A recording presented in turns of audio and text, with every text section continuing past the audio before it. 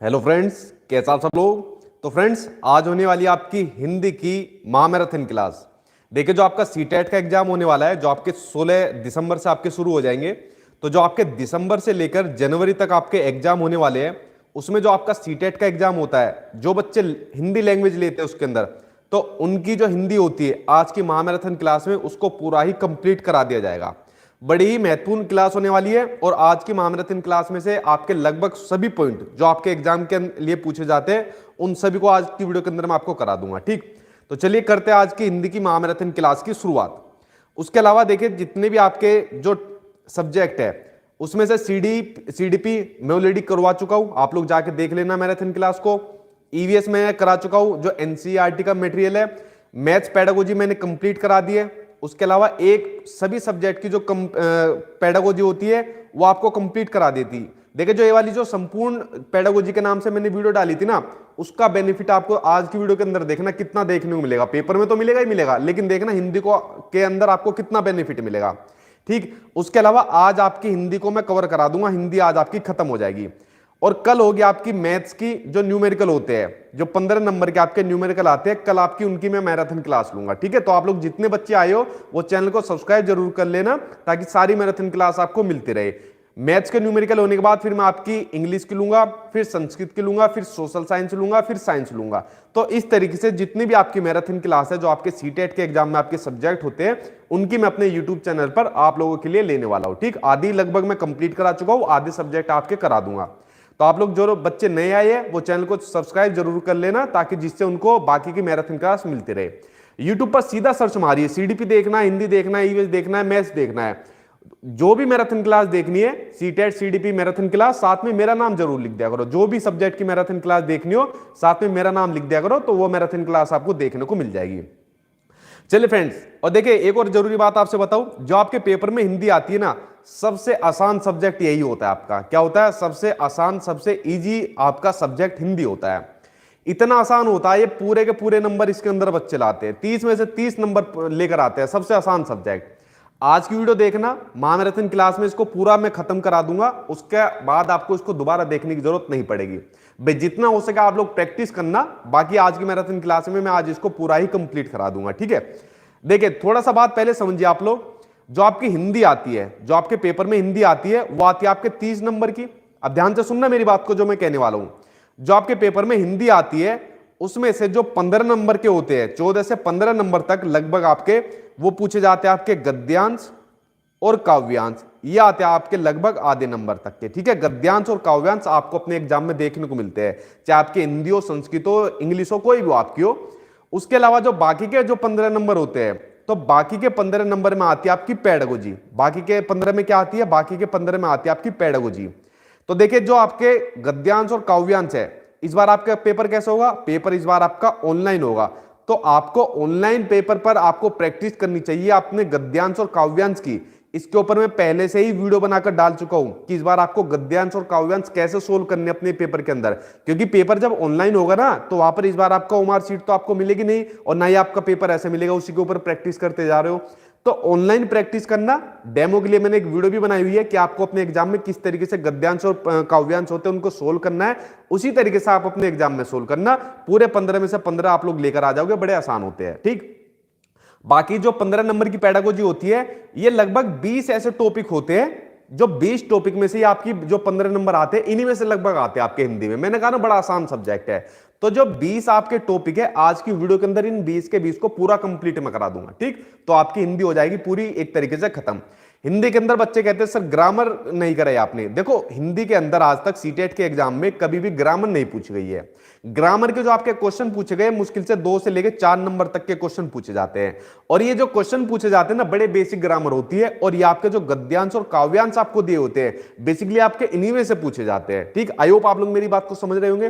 तो आपको हिंदी की ग्रामर को, साहित्य वगैरह डिटेल में पढ़ने की जरूरत नहीं है। गद्यांश और काव्यांश करना, मेरी वीडियो देख लेना जो मैं ऑनलाइन बनाकर डाल चुका हूं, और आज की वीडियो देख लेना। आज की वीडियो के अंदर आपकी पूरी पेडागोजी में खत्म करा दूंगा। ठीक, तो चलिए, आपको आई होप ये बात समझ में आ गई होगी कि आपको क्या चीजें पढ़नी है। उसके अलावा एक और जरूरी बात, देखिए फ्रेंड्स, मेरा सिर्फ ये व्हाट्सअप नंबर है। अगर आपको मेरे सीटेट के नोट्स चाहिए तो आप इसी व्हाट्सएप नंबर पर मैसेज करके लीजिए। बच्चे क्या काम कर रहे हैं, बच्चों की खैर कोई गलती नहीं है, बच्चों की गलती मुझे लग नहीं रही। बहुत से लोग ऐसे हो रहे हैं जो मेरे नाम का गलत यूज कर रहे हैं, ठीक है, मेरे फोटो लगा लेंगे, मेरे नोट्स की कुछ फोटो ले लेंगे, और वो क्या काम करते हैं, कोई 50 रुपए में, कोई 100 रुपए में, या कोई फ्री के नाम पर अपने टेलीग्राम पर, अपने फेसबुक पर, या यूट्यूब कह रहा हूं व्हाट्सएप पर दे रहे हैं। तो अब मैंने क्या काम करा है, बहुत से ने ये वाला काम करा, किसी लड़की का नंबर ले लिया, ठीक है, नंबर लेने के बाद फिर उसको परेशान कर रहे, उसके घर वालों के भी फोन आए, ठीक है, उन्होंने कहा भी इस तरीके से परेशान कर रहे हैं। तो बेसिकली नाम खराब होता है हमारा, ठीक है, यानी नाम खराब होता है मेरा। जब मैंने आपको कह रखा है कि मेरा सिर्फ यही व्हाट्सएप नंबर है, इस पर आपको मैसेज करके कोई भी चीज चाहिए, कोई चीज पूछनी हो तो इसी पर करिए आप लोग। तो आप लोग ऐसे फ्रॉड लोगों के चक्कर में क्यों पड़ रहे हो? अब देखना है, अब मैंने क्या काम करा, अब जितने भी ऐसे फ्रॉड लोग हैं जो बच्चे के करियर के साथ खिलवाड़ कर रहे हैं, अब इन सबके खिलाफ एफआईआर होनी शुरू हो गई है, ठीक है। अब इनके खिलाफ जो जो ऐसे फ्रॉड लोग हैं जो इस तरीके से मेरे नाम का गलत यूज कर रहे हैं, कोई कुछ बेच रहा है 50 रुपए में, कोई 100 रुपए में, कोई फ्री में नंबर के लिए अपना, मतलब समझ रहे हो आप मेरी बात को। अब इन लोगों के खिलाफ एफआईआर होनी शुरू हो गई है, अब एक एक करके इनके खिलाफ होती चली जाएगी, अब आप लोग देखते जाना। तो जो बच्चों के फ्यूचर के साथ अब खिलवाड़ करेगा, अब उनके खिलाफ देखना उनके साथ कैसे खिलवाड़ होगा, एक दो दिन में आपको देखने को मिलेगा, ठीक। तो जो भी ऐसा गलत काम कर रहे हो, एक दो दिन में या तो सुधर जाओ, क्योंकि 2-3 का तो हो चुकी है, मैं आपको बता चुका हूं, और बाकी के ऊपर जल्दी ही हो जाएगी। क्योंकि एक तो बच्चों का फ्यूचर खराब हो रहा है, दूसरा मेरा नाम खराब हो रहा है। अरे भाई, अगर कोई आपको करनी है अपनी मेहनत से करो, कोई पढ़ाना है तो अपनी मेहनत से पढ़ाओ, कोई चीज देनी है मेहनत से दो। दूसरे का नाम लेकर आप लोग मिसयूज क्यों कर रहे हो इसका? अब आप लोग देखना, जो मिसयूज करे उनके साथ कितना उनका मिसयूज होगा, अब आप लोग देखते जाना, ठीक है। तो सिर्फ इसी व्हाट्सएप नंबर पर आप लोग, अगर कोई आपको समस्या हो तो आप लोग मुझसे पूछिए, अगर आपको नोट्स लेने कुछ भी दिक्कत हो तो इसी व्हाट्सएप नंबर पर मैसेज करके आप लोग लीजिए। प्लीज अपना जो फ्यूचर है ऐसे फ्रॉड लोगों के चक्कर में आप लोग मत डालिए, ठीक है। बाकी ये सॉफ्टवेयर है जिस पर आपको खूब प्रैक्टिस करनी है, क्योंकि आज आपकी हिंदी में इसको कंप्लीट कवर करा दूंगा। उसके बाद आप लोग गूगल में जाकर सर्च करना sachinacademy.com। उसके बाद ये जितने भी मॉक टेस्ट है यहाँ पर आप प्रैक्टिस करिए, क्योंकि मैंने कहा ना पेपर आपका ऑनलाइन होने वाला है, और इस मॉक टेस्ट में मैंने आपको जितने भी प्रीवियस ईयर के क्वेश्चन आंसर है वो दिए हुए हैं, प्लस अपनी तरफ से कुछ अंडरस्टैंडिंग वाले क्वेश्चन भी आपको दिए हुए हैं, जो आपको नए पैटर्न के अकॉर्डिंग देखने को मिलेगा, और रियल एक्सपीरियंस आपको देखने को मिलेगा जब आप लोग इसके ऊपर प्रैक्टिस करोगे, ठीक है। तो इसके ऊपर जितना हो सके प्रैक्टिस करिए, पेपर आपका नजदीक आ गया है, और बहुत से बच्चे अभी भी एडमिट कार्ड के चक्कर में पड़े हुए हैं। तो देखिए, एडमिट कार्ड मैंने कहा ना आपका कभी भी आ जाएगा। पेपर इस बार आपका क्या है, पेपर आपका सीबीटी है, कंप्यूटर बेस्ड टेस्ट है, तो एडमिट कार्ड आपके 4-5 दिन पहले भी आते हैं, तो आपका एडमिट कार्ड कभी भी आ सकता है, ठीक है। तो आप लोग मेरी बात का यकीन करिए, एडमिट कार्ड के चक्कर में ज्यादा अपने आप को परेशान मत करिए, ठीक, कि कब आएगा कब आएगा। ठीक है, थोड़ा डिले हो गया, फर्स्ट टाइम सीबीएसई जो बोर्ड है वो कंडक्ट करा रहा है ऑनलाइन एग्जाम, लेकिन उसमें कोई दिक्कत नहीं है, ठीक, आपका जल्दी देखने को मिल जाएगा, लेकिन आपकी डेट नजदीक आ गई है। तो चलिए फ्रेंड्स, अब मैं करता हूं क्लास की शुरुआत। अब देखते हैं आपकी क्लास के अंदर लगभग आपके 20 टॉपिक है। इन्हीं 20 टॉपिक में से जो आपके 15 नंबर के जो आपके क्वेश्चन आते हैं पेडागोजी के, वो आपके आते हैं, और इन्हीं आज की वीडियो के अंदर इन्हीं 20 टॉपिक को मैं कराऊंगा। साथ में मैंने इनसे रिलेटेड क्वेश्चन आंसर भी लिए हुए, और कुछ आप लोगों के लिए प्रैक्टिस के लिए भी क्वेश्चन आंसर लिए हुए। तो बड़ी महत्वपूर्ण होने वाली है आज आपकी हिंदी की मैराथन क्लास। दोबारा मत पढ़ना हिंदी, क्या मत करना, दोबारा हिंदी मत पढ़ना। आज की वीडियो देखने के बाद पेपर से पहले एक दिन और देख लेना, बस उसके बाद तीसरी बार पढ़ने की आपको जरूरत नहीं पड़ेगी, ठीक। चलिए फ्रेंड्स, अब मैं करता हूं आज की शुरुआत। अगर मैं बात करूं आपके पहले टॉपिक की, वेरी वेरी इंपोर्टेंट लगा लेना इसके ऊपर, आज तक सीटेट के इतिहास में शायद ही कभी ऐसा हुआ हो ये आपके एग्जाम में ना आया हो, चाहे आपके पास इंग्लिश हो, संस्कृत हो, हिंदी हो, कोई भी लैंग्वेज हो। देखिए, इसका नाम है आपका भाषा अधिगम और भाषा अर्जन। इंग्लिश में बात करें तो लैंग्वेज लर्निंग और लैंग्वेज एक्विजिशन, ठीक। अब देखिए ठीक है, नहीं हटाएंगे नहीं कोई, देखो सिलेबस आपका यही है जो मैं आपको करा रहा हूं, ऐसा कुछ नहीं हटाएंगे, ठीक। देखिए, अब पढ़ते हैं हम पहले भाषा अर्जन और फिर पढ़ेंगे भाषा अधिगम। ध्यान से मेरी बात सुनते जाना, इतनी प्यार से आपको बताऊंगा, एक एक बारी में आपको समझ में आ जाएगी। मैंने कहा ना दोबारा आपको देखने की जरूरत नहीं पड़ेगी, पेपर से पहले देखना। अगर मैं बात करूं भाषा अर्जन की, देखिए जब कोई बच्चा किसी भाषा को अपने आप ही सीख लेता है, प्राकृतिक रूप से किसी भाषा को सीख लेता है, वो होता है भाषा अर्जन। वो कैसे सीखता है? अब जैसे मेरी भाषा हिंदी है, आज हम लोग हिंदी पढ़ रहे हो, तो मेरी कौन सी भाषा है? हिंदी भाषा है। तो हिंदी भाषा सीखने के लिए क्या मुझे किसी की जरूरत पड़ी? किसी की जरूरत नहीं पड़ी भाई। जब मैं छोटा बच्चा था तो जो मेरे घर के अंदर हिंदी भाषा बोली जाती थी, इसी भाषा को अनुकरण करके, इसी भाषा को क्या करके, इसी भाषा को अनुकरण करके, अनुकरण का मतलब होता है कॉपी करना, इसी भाषा को कॉपी करके मैं भी इस भाषा को सीख गया। उसके बाद स्कूल में गया, वहां पर भी यही भाषा देखने को मिली, मेरे फ्रेंड्स भी यही भाषा बोलते थे, आसपास भी यही भाषा बोलते थे। तो भाषार्जन होती है जब किसी भाषा को प्राकृतिक रूप से सीख लिया जाता है, ठीक, वो होती है आपकी भाषार्जन। जैसे मैं हिंदी भाषा को सीख गया, आप लोगों ने अपनी कोई भी आपकी मातृभाषा होगी, आप लोग उसको ऐसे ही आपने सीखा होगा, ठीक, ये होती है आपकी भाषा अर्जन। उसके अलावा आगे देखते हैं, भाषा अर्जन एक ऐसी प्रक्रिया है जिसके अंतर्गत बच्चा अपने आसपास के वातावरण और अपने परिवार में रहकर भाषा को सीख लेता है, जो बात मैंने आपको अभी बताई। जैसे मैं हिंदी सीख गया और आप लोग सीख गए हिंदी, ठीक। आगे देखते हैं इससे संबंधित और महत्वपूर्ण पॉइंट। एक और जरूरी बात उससे पहले, ये जितनी भी लाइनें आज के वीडियो के अंदर मैंने लिखी हुई है ना, एक एक लाइन वेरी वेरी इंपॉर्टेंट है, क्योंकि ये वो लाइनें हैं जो मैंने आपके जो पेपर में चीजें पूछी जाती है बार बार, वहां से उठाई हुई है। तो किसी भी एक भी लाइन को मिस मत करना, बड़ी महत्वपूर्ण लाइन है, बड़ी मेहनत करके मैंने बनाई हुई है, ठीक है। आगे देखते हैं। अब भाषार्जन में क्या होता है, वह दूसरों का अनुकरण करके भाषा को सीख जाता है। जैसे मैंने आपसे भी कहा, जैसे मैंने हिंदी भाषा सीखी, मेरे परिवार में बोली जाती थी, आसपास बोली जाती थी, उसको अनुकरण करके मैं सीख गया, ठीक। यह एक प्राकृतिक प्रक्रिया है, यह एक नेचुरल प्रोसेस है। बिल्कुल सही बात है भाई आपकी कि प्राकृतिक रूप से बच्चा इसको सीख लेता है। कई बार आपके एग्जाम में पूछा जा चुका है। इसको सीखने के लिए किसी भी औपचारिक साधन की आवश्यकता नहीं पड़ती। अब देखो, भाषार्जन के अंदर मैंने कौन सी भाषा सीखी? हिंदी भाषा। क्या हिंदी भाषा सीखने के लिए मुझे किसी टीचर की जरूरत पड़ी? नहीं। किसी बुक की जरूरत पड़ी? नहीं। किसी नियमों की, रूल की जरूरत पड़ी? नहीं।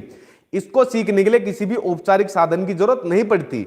यह एक प्रकार से क्या होती है, ये एक प्रकार से हमारी मातृभाषा होती है, जैसे हमारी मदर टंग होती है। जैसे मेरी मातृभाषा हिंदी है, जिसके बारे में मैं आपसे डिस्कशन कर रहा हूं। आई होप आप लोग भाषा अर्जन के बारे में समझ गए होंगे। आगे देखते हैं, आगे बात करते हैं। अब देखिए, भाषा अर्जन से संबंधित कुछ महत्वपूर्ण पॉइंट देखते हैं जो आपके सीटेट के एग्जाम में पूछे गए हैं।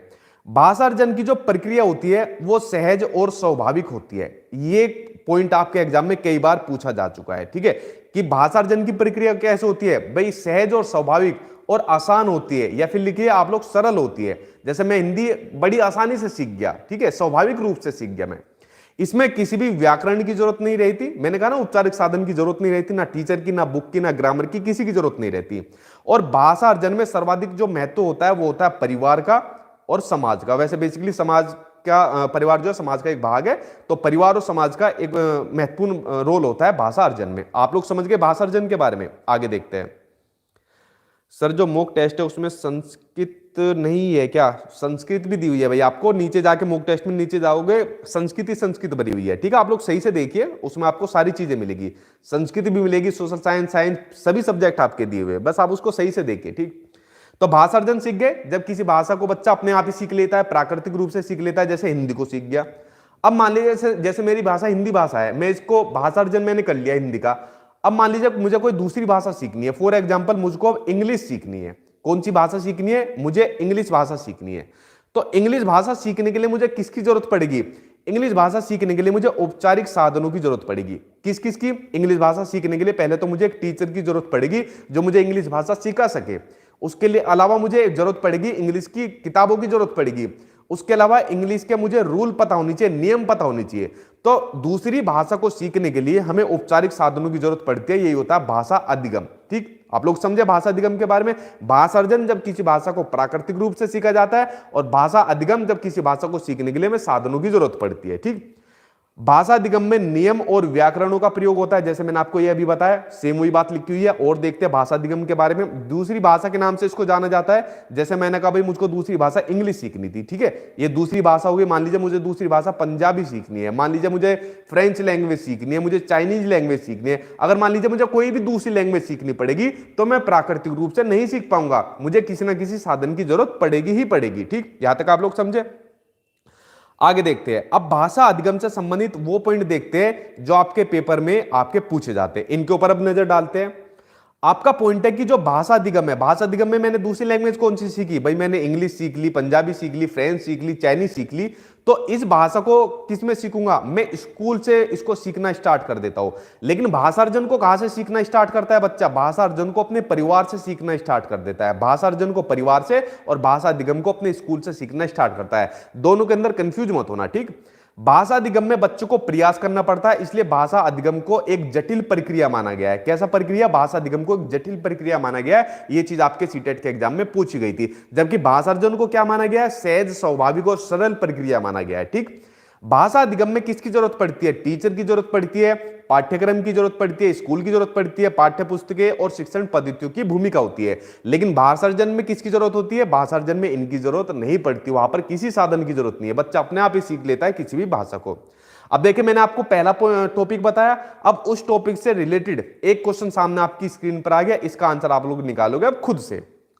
देखिए, क्वेश्चन आपको दिया हुआ है कि जो भाषा अर्जन होता है, जो मैंने आपको अभी बताई, जब किसी भाषा को प्राकृतिक रूप से सीख लिया जाता है, जैसे हिंदी को सीख गया, ठीक है, और भाषा अधिगम जिसको सीखने के लिए संसाधनों की जरूरत पड़ती है, जैसे मान लीजिए इंग्लिश, तो भाषा अर्जन और अधिगम के संदर्भ में कौन सा कथन सही नहीं है? ध्यान से पढ़ना क्वेश्चन को, कौन सा कथन, कौन सा स्टेटमेंट सही नहीं है। देखते हैं भाई, स्टेटमेंट पढ़ते हैं एक एक करके। सांस्कृतिक विभिन्नता भाषा अर्जन और भाषा अधिगम को प्रभावित करने वाला महत्वपूर्ण कारक है, ये बात तो बिल्कुल सही है। देखिए, सांस्कृतिक विभिन्नता, अलग अलग भाषा वाले बच्चे होते हैं, अलग धर्मों वाले बच्चे होते हैं, तो उनकी जो संस्कृति होती है, जो कल्चर होता है, वो भी अलग अलग होगा। तो जो सांस्कृतिक विभिन्नता अलग अलग रहेगी, बच्चा एक दूसरे के माध्यम से चीजें सीखता है, ठीक है, तो ये दोनों के लिए ही बड़ा महत्वपूर्ण फैक्टर होता है, महत्वपूर्ण कारक होता है सांस्कृतिक विभिन्नता। लेकिन हमसे पूछा है कौन सा नहीं है, आगे देखते हैं। भाषा अर्जन में विभिन्न संकल्पनाएं मातृभाषा में बनती है। देखो, वही मैंने कहा ना, भाषा अर्जन में जैसे मैं अपनी भाषा, मातृभाषा मेरी हिंदी है, मैं प्राकृतिक रूप से इसको सीख गया, अब जितने भी कंसेप्ट, जितने भी संकल्पनाएं मेरे माइंड के अंदर बनेगी, मैंने कहा देखो कितने पढ़ने वाले बच्चे हैं, पढ़ रहे हैं, या ये कुत्ता होता है, ये गाड़ी होती है, गाड़ी के 4 टायर होते हैं, जो भी कंसेप्ट बनेंगे मेरी माइंड के अंदर, मेरे दिमाग के अंदर, वो मेरी मातृभाषा के अंदर ही बनेंगे, ठीक है। अगर मैं मान लीजिए आपको सिर्फ हिंदी आती है, आप लोगों से कुछ इंग्लिश में पूछ लिया जाए ना, आप इंग्लिश को भी अपने दिमाग के अंदर हिंदी में कन्वर्ट करोगे पहले, फिर इंग्लिश में उसका आंसर दोगे, समझ रहे हो ना। तो जितनी भी संकल्पनाएं होती है वो हमारी मातृभाषा के अंदर बनती है, भाषा अर्जन में। तो भाई ये भी दूसरा पॉइंट ठीक है। आगे देखते हैं, भाषा अधिगम में जब हमें किसी दूसरी भाषा को सीखना पड़ता है, उसमें कभी भी अनुवाद का सहारा नहीं लिया जा सकता। भाई ये पॉइंट आपका गलत है। भाई मान लीजिए भाषा अर्जन में हमको हिंदी आती है, अब मान लीजिए हमको इंग्लिश सीखनी है, तो अनुवाद का सहारा तो हमको लेना पड़ेगा ना। भाई हमको अनुवाद के बिना कैसे सीख पाएगा? जो इंग्लिश का जो वर्ड होगा, जो शब्द होगा, पहले उसको हम हिंदी में अनुवाद करेंगे उसका, तभी तो हमें उसका मतलब पता चलेगा।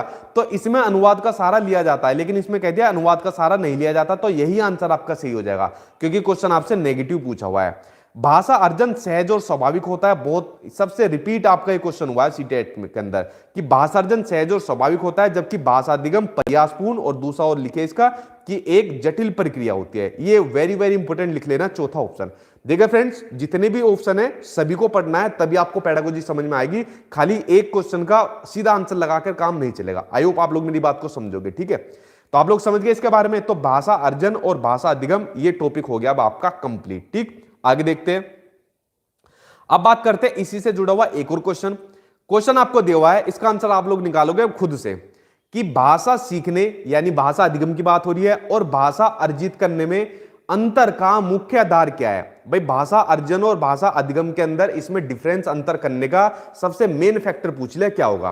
पढ़ते ऑप्शन के अंदर, भाषा की जटिल संरचनाएं नहीं होगा, भाषा की पाठ्य पुस्तकें ये भी नहीं होगा, भाषा का लिखित आकलन नहीं, भाषा का उपलब्ध परिवेश। देखिए बड़ा महत्वपूर्ण हो जाता है परिवेश, एनवायरमेंट। हमारा परिवेश हमको कैसे मिला है? मान लीजिए अगर किसी बच्चों को कोई भी भाषा सीखनी है, छोटा बच्चा है और मान लीजिए भाषा अर्जन के अंदर उसकी मातृभाषा हिंदी है, हिंदी उसको सीखनी है, लेकिन उसके परिवेश में, उसके परिवार के अंदर हिंदी को तोड़ फोड़ कर पढ़ाया जाता है, ठीक है, या तोड़ फोड़ कर उसको अनुवाद किया जाता है, ठीक है, या तोड़ फोड़ कर उसके सामने प्रेजेंट किया जाता है, तो बच्चा भी सेम उसी तरीके से उस भाषा को सीख लेगा। क्यों? क्योंकि बच्चा अनुकरण के माध्यम से सीखता है। अगर मान लीजिए बच्चा दूसरी लैंग्वेज सीखने के लिए, इंग्लिश सीखने के लिए किसी कोचिंग में गया, किसी स्कूल के अंदर गया और वहां पर पता चला दूसरे बच्चे खुद हिंदी बोल रहे हैं, क्या इंग्लिश को सीख पाएगा? नहीं सीख पाएगा। तो जो परिवेश होता है, जो एनवायरमेंट होता है, बड़ा महत्वपूर्ण आपका कारक होता है, फैक्टर होता है।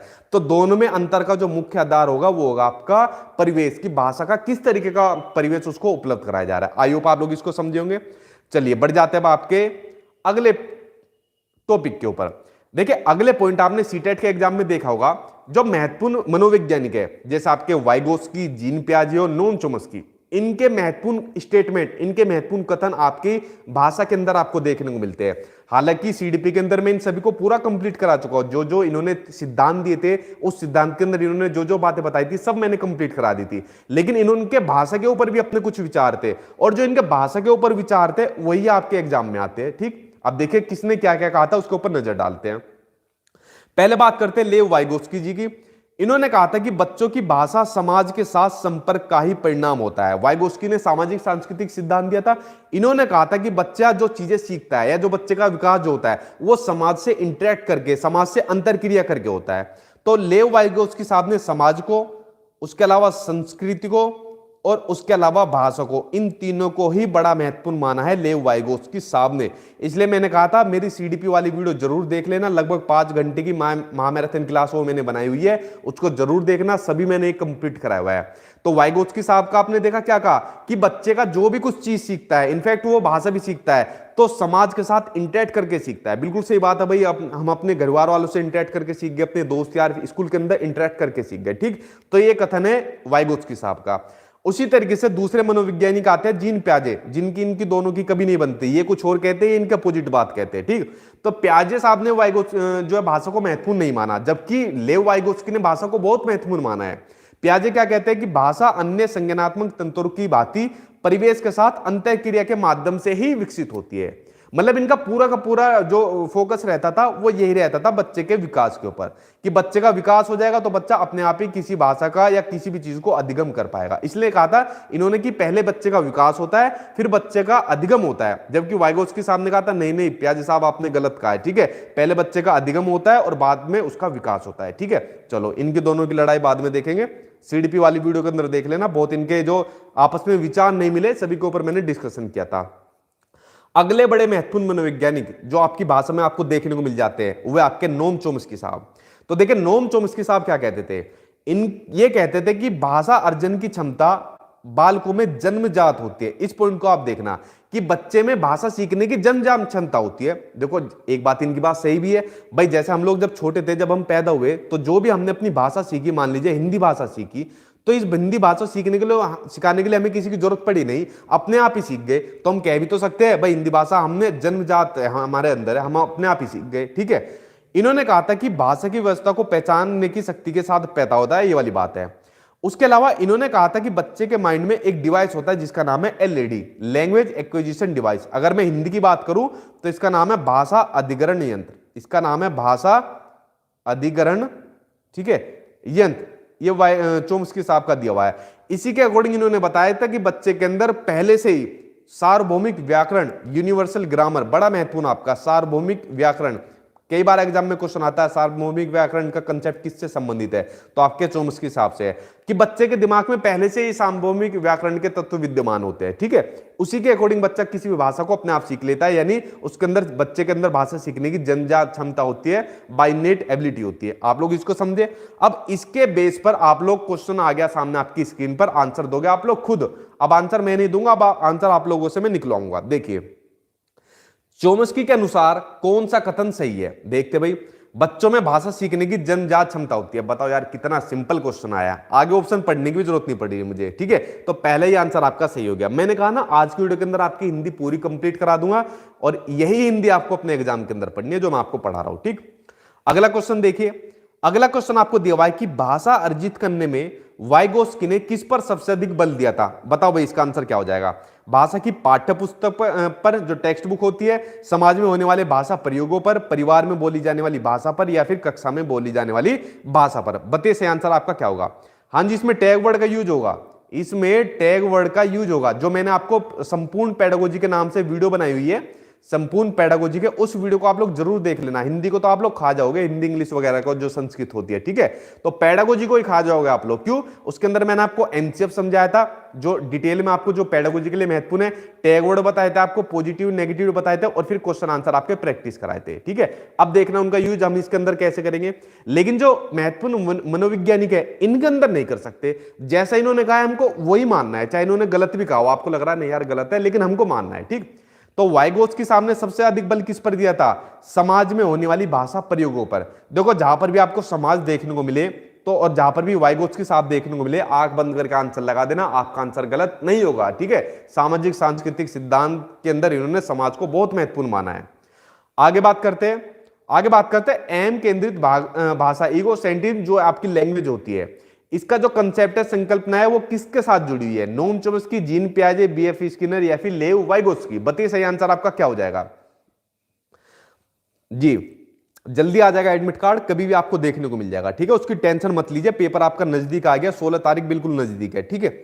देखिए आपको, आपने देखा होगा एम केंद्रित भाषा, छुट्टे दिमाग में क्या आता है, प्याजे साहब, ठीक है। इन्होंने जो कंसेप्ट दिया था कि जो बच्चे के अंदर ये देखने को मिलता है एम केंद्रित, कि अगर भाई मुझको ये वाली चीज पसंद है तो मैं यही लूंगा, अगर बच्चे ने कह दिया मुझे चॉकलेट पसंद है तो मैं यही लूंगा, अगर मुझे कपड़ा पसंद है तो यही लूंगा। सबको वही चीज अच्छी लगनी चाहिए जो मुझको अच्छी लगती है, मुझको मतलब जो बच्चों को अच्छी लगती है, ठीक है। तो बच्चे के अंदर एम केंद्रित की भावना होती है, तो आपने सीधा आंसर लगा दिया होगा, प्याजे साहब लगा दिया होगा, आंसर आपका दूसरा सही हो जाएगा, ठीक है। आगे बढ़ते हैं, अगला क्वेश्चन आप लोग बताइए, भाषा अनुकरण, ठीक है, भाषा अनुकरण के माध्यम से ही सीखी जाती है, यह विचार किसका है वो आप लोग बताइए। अनुकरण का मतलब मैंने आपको क्या बताया कि कॉपी करना, किसी चीज को कॉपी करके सीखना, ठीक है। बीएफ स्किनर ने, वाइगोत्स्की ने, चोम्स्की ने या फिर पियाजे साहब ने, बताओ ये स्टेटमेंट किसका है। अब क्या होगा सर, दो तो पहले मनोवैज्ञानिक हो गए, अब एक ही बचे, अब बताओ क्या होगा जी। हाँ जी बिल्कुल सही है आपका, ये भी सही है, ठीक है। देखिए आंसर इसके अंदर सही हो जाएगा आपका स्किनर साहब। ध्यान से सिंपल एक वर्ड देखना, इन्होंने कहा था कि जो भाषा होती है सिर्फ अनुकरण के माध्यम से ही सीखी जाती है। स्किनर साहब ने क्या कहा था, कोई बच्चा भाषा सीखता है, ये वर्ड जरूर देखना, ही और सिर्फ, जो मैंने आपको नेगेटिव बताए थे कि बच्चा भाषा को सिर्फ अनुकरण के माध्यम से यानी कॉपी करने के माध्यम से सीखता है। अब मेरा आप लोगों से क्वेश्चन है, जो आप लोग वीडियो देख रहे हो, भाई जैसे हमने किसी भाषा को सीखा, मान लीजिए मेरी खुद की भाषा जैसे मदर टंग है, मातृभाषा हिंदी, तो इस हिंदी भाषा को मैं अनुकरण करके सीख गया, यानी मेरे अपने परिवार वाले, स्कूल के अंदर दोस्त यार से अनुकरण करके सीख गया। तो क्या सिर्फ इसी के माध्यम से किसी भाषा को सीखा जा सकता है? अब मान लीजिए मुझे दूसरी भाषा इंग्लिश सीखनी है या दूसरी भाषा मुझे चाइनीज सीखनी है, तो क्या मुझे वहां पर उनके साथ रहकर, ठीक है, उनके साथ इंटरेक्ट करके मैं इस भाषा को सीख जाऊंगा अच्छे तरीके से, ठीक है, जैसे वो बोल रहे हैं, फॉलो कर रहे हैं, जो चीज कर रहे हैं उनको देखकर मैं सीख जाऊंगा, उनके व्यवहार को कॉपी करके। आप लोग बताइए क्या स्किनर साहब ने बात सही कही है कि सिर्फ अनुकरण के माध्यम से ही सीखी जाती है? आप लोग बताइए इसका कमेंट बॉक्स में आंसर। आगे देखते हैं। हाँ जी सर, आप लोग टेलीग्राम पर आपके नोट्स दे रहे हैं, वो सही है गलत है? वो फेक है, मैंने बताया ना, वो आपके सभी के सभी फेक है, वो आप लोगों का फ्यूचर बर्बाद कर रहे हैं, साथ में मेरा नाम भी गलत इस्तेमाल हो रहा है, ठीक है। मेरी फोटो ले देंगे, 2-4 पेज ले देंगे, अब इनके खिलाफ सीधा एफआईआर होना शुरू हो गई है। अभी देखना आपको 2-3 दिन के अंदर मैं आपको वीडियो में दिखाऊंगा किन किन के खिलाफ हो गई है।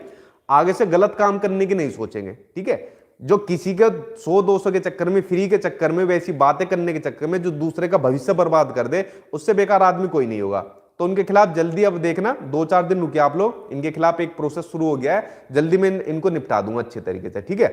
आप लोग देखते जाइए, बस बस आप लोग बचिए ऐसे लोगों से, आप लोग अपने फ्यूचर को देखिए आप लोग, ठीक है, इनके चक्कर में मत पड़िए। एक बार अच्छे तरीके से पास कर लो, पेपर पास हो गया, उसके बाद जॉब मिल गई, तो उसके बाद आपको ऐसे कामों की जरूरत ही नहीं पड़ेगी, ठीक है। तो क्यों ऐसे अनैतिक काम आपको करने? देखिए अब बात करते हैं भाषा कौशल की। अब आ गया आपका तीसरा टॉपिक, लगभग आपके 20 टॉपिक है जिससे आपकी पूरी पेडागोजी कंप्लीट हो जाएगी।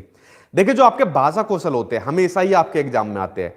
जिन बच्चों का पेपर 2 हो चाहे पेपर 2 हो, तो कॉमन होता है आपका, जैसे जो आपकी भाषा होती है हिंदी होती है वो कॉमन होती है, चाहे आपका पेपर 1 हो पेपर 2 हो, कॉमन ही टॉपिक होते हैं आपके। भाई भाषा कौशल आपका पेपर 1 में भी आएगा, 2 में भी आएगा, तो हिंदी आपकी बड़ी कॉमन है, ठीक। अब देखिए अगर मैं भाषा कौशल की बात करूं तो भाषा क्या होती है?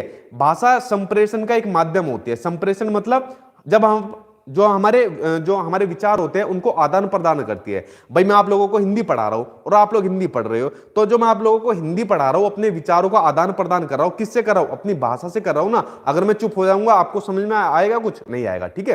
तो संप्रेषण का माध्यम होती है भाषा। तो इसी के अंदर हमारी भाषा के 4 कौशल होते हैं जिनके माध्यम से हम अपने विचारों को दूसरे के सामने प्रकट करते हैं, दूसरा उनको समझता है। कौन कौन से होते हैं देखिए।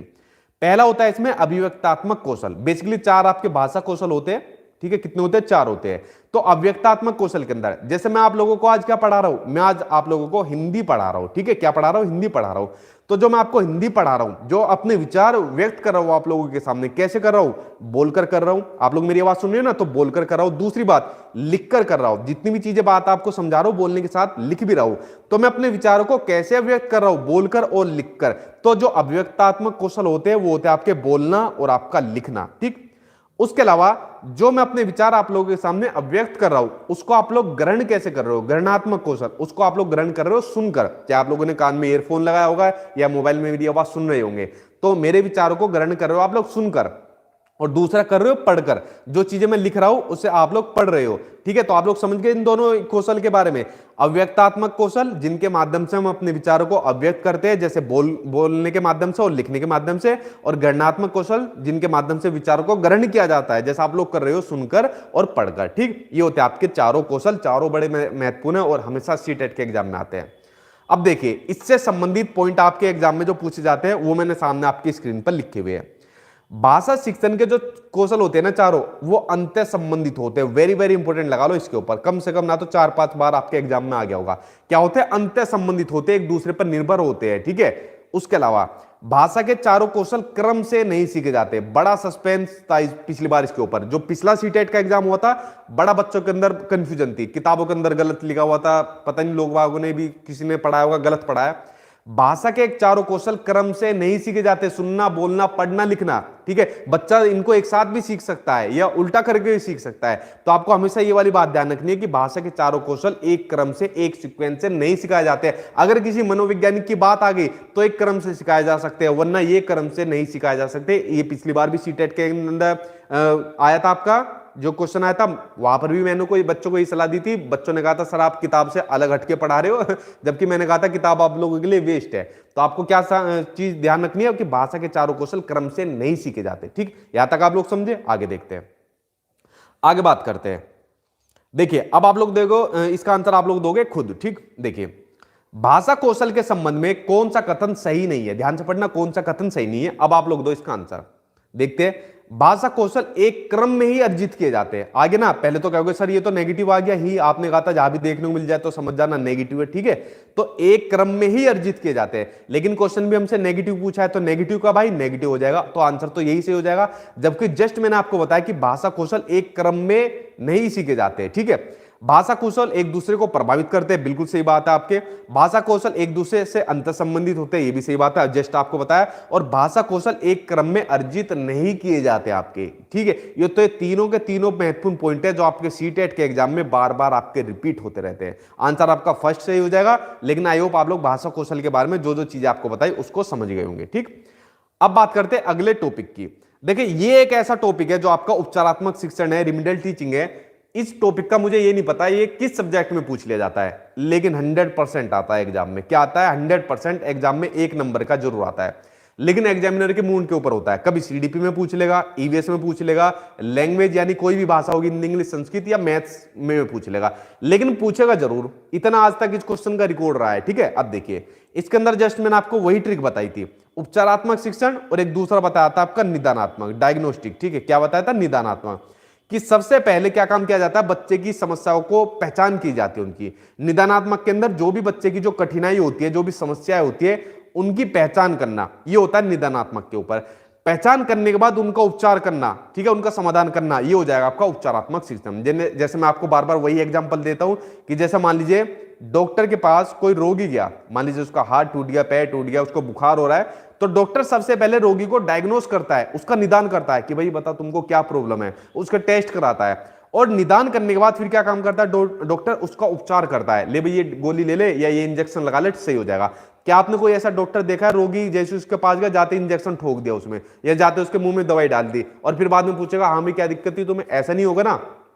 सेम उसी तरीके से एज ए टीचर, कैसे? एज ए टीचर सबसे पहले आपको बच्चे की समस्याओं को आइडेंटिफाई करनी चाहिए, उनकी पहचान करनी चाहिए, यानी उनका निदान करना चाहिए। जब तक आप समस्याओं की पहचान नहीं करोगे तब तक उपचारात्मक शिक्षण आपका नहीं होगा। इस बात को आपको ध्यान रखना है। जब आपने समस्याओं की पहचान कर ली तो उसके बाद आप लोग उसको उपचारात्मक शिक्षण दे दो। भाई टीएलएम का यूज आप लोग कर लो, टीचिंग मेथड्स का आप लोग यूज कर लो, नए नए तरीका आप लोग अपना लो, ठीक। आप लोग समझ गए इसके बारे में? आगे देखते हैं। देखिए, क्वेश्चन सिंपल सा आ गया, इसको आप लोग खा जाओगे, इतना मुझे आज दिख रहा है। देखिए कितना सिंपल क्वेश्चन है कि उपचारात्मक शिक्षण की सफलता किस पर निर्भर करती है। देखते हैं किसके ऊपर निर्भर करती है। उपचारात्मक शिक्षण की सामग्री पर, सामग्री का यूज किया जाना चाहिए, जैसे मैंने आपको अभी बताया, जैसे भाई टीएलएम का यूज किया जाता है। आगे देखिए, भाषिक नियमों के ज्ञान पर, समय व अवधि पर, समस्याओं के कारणों की सही पहचान पर। उपचारात्मक शिक्षण की सफलता किस पर निर्भर करती है? निदानात्मक पर। किस पर निर्भर करती है? निदानात्मक पर। और निदानात्मक में क्या होता है? समस्याओं के कारणों की पहचान की जाती है, क्या क्या समस्या होती है। जब तक पहचान नहीं होगी उपचारात्मक शिक्षण कैसे दे देंगे? जब तक डॉक्टर को रोगी के बारे में पता ही नहीं चलेगा क्या इलाज करेगा उसका, ठीक है। तो समस्याओं के कारणों की पहचान पर निर्भर करती है उपचारात्मक शिक्षण की सफलता। यह बात आपको जानना जरूरी है एज ए टीचर, ठीक। देखो फ्रेंड्स, आपके एग्जाम में क्या होता है, व्याकरण की शिक्षण विधियां पूछी जाती है। एक नंबर की कोई ना कोई व्याकरण की शिक्षण की विधियां आपको देखने को मिलेगी, चाहे आपका पेपर फर्स्ट हो चाहे आपका पेपर सेकंड हो। अब देखिए जो जो महत्वपूर्ण विधियां जो आज तक आपके सीटेट के एग्जाम में पूछी जाती है वो कौन कौन सी है। हाँ जी, हाँ बिल्कुल सही, एलईडी मैंने आपको बता दिया था, लैंग्वेज एक्विजिशन डिवाइस वाला। देखिए इन विधियों के ऊपर बात करते हैं जो आपके सीटेट के एग्जाम में पूछी जाती है, ठीक। देखिए पहली होती है इसमें प्रत्यक्ष विधि, जिसको मैंने आपको बताया भी हुआ था सीडपी वाली मैराथन क्लास में, डायरेक्ट मेथड। अब इसको ध्यान से देखना, ये बड़ी महत्वपूर्ण आपकी जो हिंदी भाषा होती है आपकी, या इंग्लिश होती है, संस्कृत होती है, सबसे ज्यादा ये वाली विधि पूछी जाती है, प्रत्यक्ष विधि। चाहे प्रीवियस ईयर के क्वेश्चन पेपर आप लोग उठा लेना, सिंपल सा मेरी बात को समझना, एक ही बार में समझ में आ जाएगी। जब किसी भाषा को हम, जैसे इसका नाम है ना डायरेक्ट मेथड, जब किसी भाषा को हम डायरेक्ट सीख जाते हैं, कैसे किसी भाषा को हम डायरेक्ट सीख जाते हैं, वो कैसे? देखिए अब मान लीजिए मेरी भाषा तो हिंदी है, मेरी कौन सी भाषा है, या आप लोगों की भाषा भी हिंदी होगी, तभी तो पहली लैंग्वेज हिंदी ली है ना आप लोगों ने। अब मेरी पहली भाषा हिंदी है, अब मुझे क्या काम करा, मुझे अंग्रेजों के बीच में छोड़ दिया। किसके बीच में छोड़ दिया? अंग्रेजों के बीच में छोड़ दिया। क्यों? क्योंकि मुझे इंग्लिश सीखनी थी। क्या सीखनी थी? मुझे इंग्लिश सीखनी थी, तो मैं अंग्रेजों के बीच में छोड़ दिया, मान लीजिए अमेरिका के अंदर छोड़ दिया। अब क्या होगा, जब मैं कुछ टाइम तक इन अंग्रेजों के साथ रहूंगा या आप लोग रहोगे, तो देखना कुछ महीनों बाद ही आप लोग इंग्लिश को समझना शुरू कर दोगे। पूरी तरीके से नहीं करोगे लेकिन समझना शुरू कर दोगे, और कुछ टाइम के बाद आप लोग बोलना भी शुरू कर दोगे।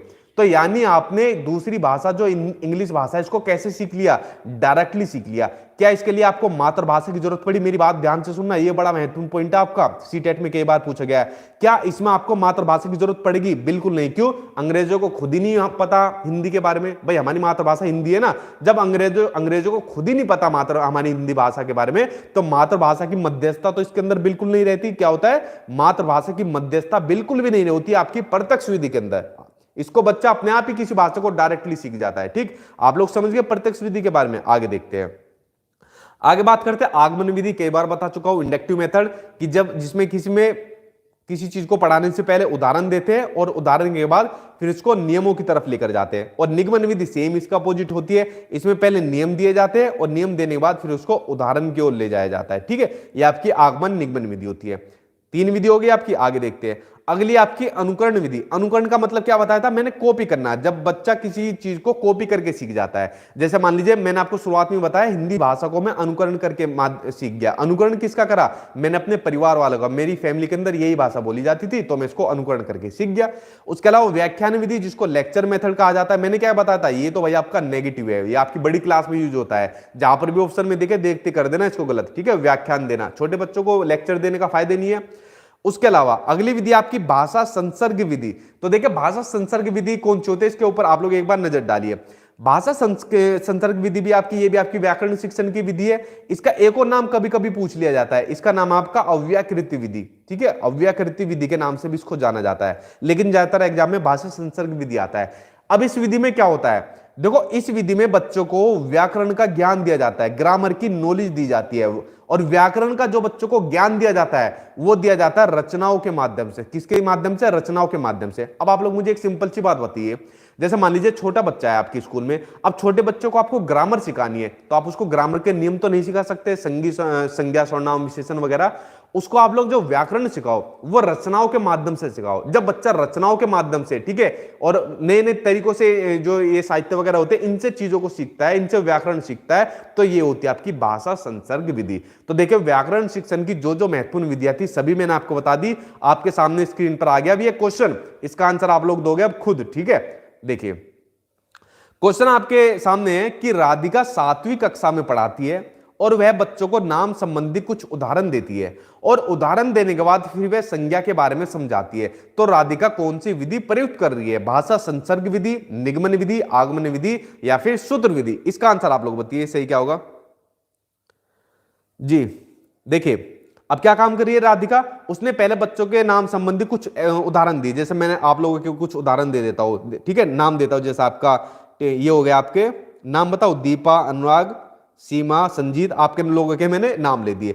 अब नाम लेने के बाद फिर मैं आपको संज्ञा बताता हूं। बेसिकली संज्ञा का मतलब क्या होता है, किसी के भी नाम को संज्ञा कहते हैं। यही तो संज्ञा होता है कि भाई वस्तु, व्यक्ति, स्थान के नाम को संज्ञा कहते हैं। तो सबसे पहले मैंने उदाहरण दिए और उदाहरण के बाद फिर मैं आपको क्या ले गया, संज्ञा के नियमों पर लेकर गया, जिस तरीके से राधिका लेकर गई। ठीक है, तो ये कौन सी विधि हो जाएगी, आपकी आगमन विधि हो जाएगी, जिसमें उदाहरण से नियमों की ओर ले जाया जाता है। आई होप आप लोग इसको समझ गए होंगे। बड़ा सिंपल सा क्वेश्चन था, ऐसे में गलती मत किया करो बिल्कुल भी। ठीक, आगे देखते हैं। अब दूसरा क्वेश्चन आ गया सामने आपकी स्क्रीन पर, इसका आंसर आप लोग दीजिए खुद कि भाषा सीखने की कौन सी विधि मातृभाषा को मध्यस्थ बनाए बिना दूसरी भाषा को सीखने में सहायक होती है। अनुवाद विधि, द्विभाषा विधि, अप्रत्यक्ष विधि या फिर प्रत्यक्ष विधि। बताइए सही आंसर आपका क्या हो जाएगा। हाँ जी, टेस्ट सीरीज को तो बिल्कुल करिए। मैंने कहा ना पेपर आपका ऑनलाइन है, और पेपर आपको ऑनलाइन होने के लिए टेस्ट सीरीज लगाना बहुत जरूरी है। बहुत हेल्प मिलेगी आपको और बहुत क्वेश्चन भी आपको एग्जाम में देखने को मिलेंगे। तो जो मेरी टेस्ट सीरीज है, जो सॉफ्टवेयर बनवाया हुआ है, उस पर आप लोग जाकर प्रैक्टिस करिए, sachinacademy.com जाकर अपना। ठीक है, देखिए अब आपने क्या देखा, क्या पर यहां पर क्या हो रहा है, यहां पर मातृभाषा की जरूरत पड़ रही है? बिल्कुल नहीं। ये मैंने किसके अंदर बताया था, प्रत्यक्ष विधि के अंदर, डायरेक्ट मेथड के अंदर। जब किसी भाषा को डायरेक्टली प्रत्यक्ष रूप से सीख लिया जाता है, ठीक है, जैसे मैं अंग्रेजों के साथ रहना शुरू करा तो मैं इंग्लिश सीख गया था। ठीक है, यहां पर मुझे मातृभाषा की जरूरत पड़ी नहीं, क्योंकि अंग्रेजों को खुद ही नहीं आती थी। तो मातृभाषा को मध्यस्थ बनाए बिना दूसरी भाषा को सीखने में सहायक होता है, तो वो थी आपकी प्रत्यक्ष विधि। आई होप आप लोग इस बात को समझ गए होंगे। ठीक है, बढ़ते अब आपके अगले टॉपिक की ओर। देखिए ये भी आपका एक नंबर का भाई साहब आपके एग्जाम में पूछा जाता है। मैंने कहा टोटल मोटे मोटे आपके 20 टॉपिक है, और इन्हीं 20 टॉपिक में से आपके 15 नंबर के आते हैं जो आपके पेडागोजी के आते हैं। उन्हीं में से एक नंबर का आपके हमेशा एग्जाम में हमेशा देखने को मिलता है बहुभाषिकता। मैंने आपको बताया भी था आपको पेडागोजी वाली क्लास में। तो देखिए बहुभाषिकता पहले तो आप लोग देखिए होती क्या है।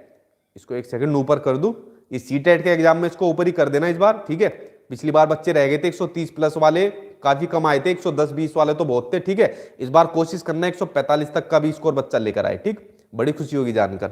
देखिए अब मैं आपको पढ़ा रहा हूं बहुभाषिकता। क्या पढ़ा रहा हूं, बहुभाषिकता। बहुभाषिकता का सिंपल समझिए कि एक ऐसी क्लासरूम, जैसे हमारा देश क्या है, बहुभाषिकता वाला देश है, अलग अलग भाषा वाले यहाँ पर लोग रहते हैं। ठीक है, कोई हिंदी बोलता है, तमिल बोलता है, पंजाबी बोलता है। उसी तरीके से जो आपकी जैसे क्लासरूम है, क्लासरूम में भी अलग अलग भाषा वाले बच्चे होते हैं जो अलग अलग भाषा बोलते हैं। तो आपको इसको क्या लेना है, इसको एक संसाधन के रूप में आपको लेना है। कभी भी आपको इसको एक समस्या नहीं मानना। इसको समस्या कौन मानेगा, जो कामचोर टीचर रहेगा। वो क्या मानेगा, अरे यार मुझे तो खुद हिंदी आती है, अब मान लो यार मुझे तमिल है, अब मुझे पहले खुद तमिल थोड़ी बहुत सीखनी पड़ेगी, फिर मैं इसको समझाऊंगा। ठीक है, ऐसी अप्रोच बिल्कुल भी मत रखना अगर आपको पेडागोजी सोल रखनी है। ठीक है, हमेशा अपने आपको क्या मानना है, सुपरमैन, जो मैंने आपको पेडागोजी की वीडियो के अंदर बताया था। ठीक, देखिए बहुभाषिक जो कक्षा होती है, वो जो स्टूडेंट होते हैं उनके शब्द भंडार में वृद्धि करते हैं। बिल्कुल सही बात है। हिंदी वाला कन्नड़ वाले से सीखेगा, कन्नड़ वाला पंजाबी वाले से सीखेगा, पंजाबी वाला हिंदी वाले से सीखेगा, तो आपस में क्या होगा, जो उनका शब्द भंडार है वो बढ़ता रहेगा, एक दूसरे की भाषाओं के शब्दों की नॉलेज होती रहेगी। बच्चे अपने विचारों को अपनी मातृभाषा में सहज रूप से व्यक्त करते हैं। बिल्कुल सही बात है। इसलिए एनसीएफ ने भी कहा है कि जो मातृभाषा होती है उसको बड़ा महत्वपूर्ण माना है, और उसमें टीचर की क्या रोल कहा गया है, भाई टीचर का एक कर्तव्य है, उसकी एक ड्यूटी है कि मातृभाषा के ज्यादा से ज्यादा अवसर दिए जाए। जितना बच्चा अपनी मातृभाषा में चीजें बोलेगा, जितना ज्यादा मातृभाषा के उसको अवसर मिलेंगे, उतना ही जल्दी उस भाषा को सीख पाएगा, उस सब्जेक्ट को सीख पाएगा। इस बात को एनसीएफ भी कहता है और एक गुड टीचर भी कहता है। ठीक है, आगे देखते हो क्या कहते हैं। बहुभाषिकता का गुण बच्चों में रचनात्मकता यानी क्रिएटिविटी का विकास करने में सहायक होता है। ये भी बिल्कुल सही बात है। और पॉइंट देखते हैं, कक्षा में विभिन्न भाषा का प्रयोग करना सांस्कृतिक आदान प्रदान का भी माध्यम है। वेरी वेरी इंपोर्टेंट लगाओ, ये क्वेश्चन सीटेट के एग्जाम में कई बार पूछा जा चुका है कि जो बहुभाषिकता होती है वो क्या होती है, उससे क्या होता है बहुभाषिकता से। देखो मैं ध्यान से सुनने मेरी इस वाली बात को, एग्जाम में क्वेश्चन पूछा गया था, बहुभाषिकता क्या होती है, ये हमारी पहचान होती है। बहुभाषिकता क्या होती है, हमारी पहचान होती है। जैसे मैं हिंदी बोलूंगा तो जो मान लीजिए जो तमिल बोलता होगा, कन्नड़ बोलता होगा, क्या कहेगा, हिंदी भाषा वाला ये बच्चा है। ठीक है, तो हमारी पहचान हो रही है हमारी भाषा से। पहचान होने के साथ साथ क्या होती है, हमारी जो संस्कृति होती है, जो हमारा कल्चर होता है और जो हमारा साहित्य होता है, जो हमारी संस्कृति होती है, हमारा कल्चर होता है, जो हमारा साहित्य होता है, इसका एक अभिन्न अंग भी होता है। ठीक है, तो बहुभाषिकता बड़ी महत्वपूर्ण होती है, इसको आपको ध्यान रखना है। ठीक है, ये पॉइंट देखो यहां पर भी आ गया, कई बार सीटेट के एग्जाम में पूछा गया है। और अलग अलग भाषाओं का प्रयोग करने से सभी बच्चों को एक दूसरे की भाषा समझने का अवसर मिलता है और अपनी मातृभाषा का सम्मान करने के साथ ही दूसरों की भाषाओं व संस्कृतियों का सम्मान करना सीखता है। आपको भी दूसरे की भाषाओं का संस्कृतियों का सम्मान करना चाहिए। हमेशा कभी ये नहीं सोचना भाई मेरी भाषा बढ़िया है, मेरी संस्कृति बढ़िया है। इसी तरीके से बच्चे के परिप्रेक्ष्य में भी आपको यही रखना है, उसकी मातृभाषा का आपको हमेशा सम्मान करना है, जो भी बच्चे की मातृभाषा होगी। ठीक है, आगे देखिए अगला पॉइंट और लिखा हुआ है। अगला पॉइंट में सीधा सिंपल ये जानिए कि बहुभाषिकता को हमेशा एक संसाधन के रूप में आपको लेना है। कभी भी आपको इसको ना तो बाधक मानना है ना इसको एक समस्या के रूप में मानना है। ठीक है, हमेशा इसको एक संसाधन के रूप में मानना है। देखो बहुभाषिकता से कितनी चीजें बच्चा सीखता है। ठीक, जैसे हमारे देश के अंदर हम लोग अलग अलग भाषा वाले लोग हैं, हम आपस में कितनी चीजें सीखते हैं, आप लोग समझ रहे हो ना। अब क्वेश्चन आगे सामने आपकी स्क्रीन पर, इसका आंसर बताओगे आप लोग खुद। देखिए जी, वो कह रहे कोई बताएगा मॉक टेस्ट कहां पर मिलेगा। मॉक टेस्ट मिलेगा नहीं, आप लोग सीधा गूगल में जाकर सर्च करिए sachinacademy.com। ठीक है, sachinacademy.com आप लोग सर्च करिए, वहां पर आप लोग जाकर रजिस्ट्रेशन वगैरह अपना कर लीजिए, उसके बाद सारे आपको मिल जाएंगे। और जितना मर्जी हो सके उनके ऊपर आप लोग ऑनलाइन अपना प्रैक्टिस करिए, आपके एग्जाम के लिए बड़ा महत्वपूर्ण है। बार बार मैं इस बात को बोल रहा हूं, एग्जाम में जब जाओगे ना इतना फ्रेंडली आपको मिलेगा देखने को, क्योंकि सेम आपके सीबीएसई के पैटर्न पर वो मैंने बनवाया हुआ है। ठीक है, आपको लगेगा ही नहीं ऐसे कि फर्स्ट टाइम आप लोग दे रहे हो एग्जाम को। ठीक, देखिए क्वेश्चन आ गया सामने स्क्रीन पर, इसका आंसर आप लोग बताओ खुद कि भाषा के संबंध में कौन सा कथन सही नहीं है। ध्यान से पढ़ना क्वेश्चन को, सही नहीं है। अब देखते हैं कौन सा कथन सही नहीं है। भारत की भाषिक विविधता एक जटिल चुनौती है। देखो चुनौती तो है लेकिन एक जटिल चुनौती है, इससे पूरी तरीके से सहमत भी नहीं हूं, लेकिन चलो इसको रख लेते हैं पॉजिटिव नेगेटिव दोनों के अंदर। बहुभाषिकता बच्चे की अस्मिता का निर्माण करता है, बिल्कुल सही बात है। बच्चे की अस्मिता, भाई बच्चे इसी से जाना जाता है अपना। ठीक है, तो ये तो सही है। भाषाएं आपस में संपर्क संवाद करते हैं, ये भी सही बात है आपका। भाषागत विविधता एक समस्या है। देखो क्या हो गई, भाषागत विविधता एक समस्या नहीं है, क्या है, एक संसाधन है। क्या है, एक संसाधन के रूप में इसको मानना है। तो आंसर आपका हो जाएगा, फोर्थ आंसर सही हो जाएगा, क्योंकि आपका नेगेटिव है और क्वेश्चन आपसे नेगेटिव पूछा है। ठीक, आगे देखते हैं, अगला क्वेश्चन देखते हैं। अगला टॉपिक आगे आपका मूल्यांकन का। अब क्या होगा सर, आपने तो सीडीपी के अंदर पढ़ाया था, वहां पर भी देखने को मिला था, ईवीएस में भी देखने को मिल जाता है, मैथ्स में भी देखने को मिल जाता है, लैंग्वेज में भी देखने को मिलेगा। हाँ जी, लैंग्वेज में भी देखने को मिलेगा, सोशल साइंस में भी देखने को मिलेगा। अब ये पता नहीं है एग्जामिनर डालेगा कहा इसको। ठीक है, लेकिन आएगा जरूर पेपर में आपका मूल्यांकन। देखिए एक बार मोटी मोटी नजर और डाल लेते हैं इसके ऊपर, क्योंकि भाषा में तो बड़ा आसान पूछा जाता है, वरना सीडीपी की मैराथन क्लास में मैंने सब करा दिया था। देखिए मूल्यांकन की बात करूं तो मैं, मूल्यांकन क्या होता है, सीखने सिखाने की निश्चित अवधि के बाद बच्चों की वास्तविक उपलब्धि स्तर को जानना मूल्यांकन कहलाता है। कैसे, अभी आप लोग तैयारी कर रहे हो, अभी आप लोग सीख रहे हो और मैं आपको सिखा रहा हूं, और सिखाने के बाद जब आप लोग अपना पेपर देने जाओगे, सीटेट का 16 तारीख को अपना पेपर जाओगे, और पेपर देने के बाद जब आपका रिजल्ट आएगा, ठीक है, और रिजल्ट आने के बाद क्या होगा, जो आपकी वास्तविक उपलब्धि है तब पता चलेगी कि भाई आपके नंबर कितना है, 150 में से आपने कितने नंबर आपने हासिल करे हैं। तो जब आपकी वास्तविक उपलब्धि के स्तर को जांचा जाएगा, वही आपका मूल्यांकन कहलाया जाएगा। पिछली बार मैंने क्या कहा था कि बेटा अगर किसी ने खाली ये भेज दिया ना कि सर मैं पास हो गया, तो मैंने कहा उससे टांग तोड़ दी जाएगी। क्यों, मेहनत मैंने इतनी कराई थी 120 प्लस वाली, तभी तो 130 तक स्कोर बच्चे लेकर आए थे, 120 वाले तो बहुत थे। तो मूल्यांकन आप लोग समझे कि सीखने सिखाने की निश्चित अवधि के बाद बच्चों की वास्तविक उपलब्धि स्तर को जानना मूल्यांकन कहलाता है। उसके अलावा मूल्यांकन क्या होता है, पठन पाठन प्रक्रिया का एक अभिन्न हिस्सा होता है, बिल्कुल ठीक बात है भाई, और निरंतर चलने वाली प्रक्रिया होती है। ठीक है, कंटिन्यूअसली चलता रहता है जो मूल्यांकन होता है।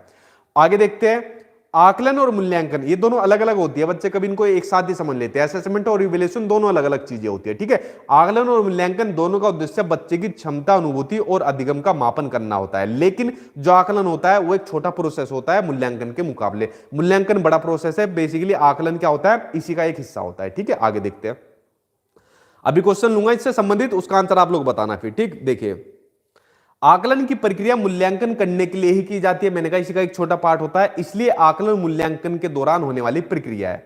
और आकलन एक संक्षिप्त प्रक्रिया है, यानी एक छोटी प्रक्रिया है जो टीचिंग लर्निंग प्रोसेस के दौरान चलती है। कौन सी, टीचिंग लर्निंग प्रोसेस के दौरान चलती है। जैसे भाई अभी मैं आपको क्या करा रहा हूं, टीचिंग लर्निंग प्रोसेस चल रहा है अभी हमारा। क्या पढ़ा रहा हूं मैं आपको, मैं पढ़ा रहा हूं आपको हिंदी पढ़ा रहा हूं।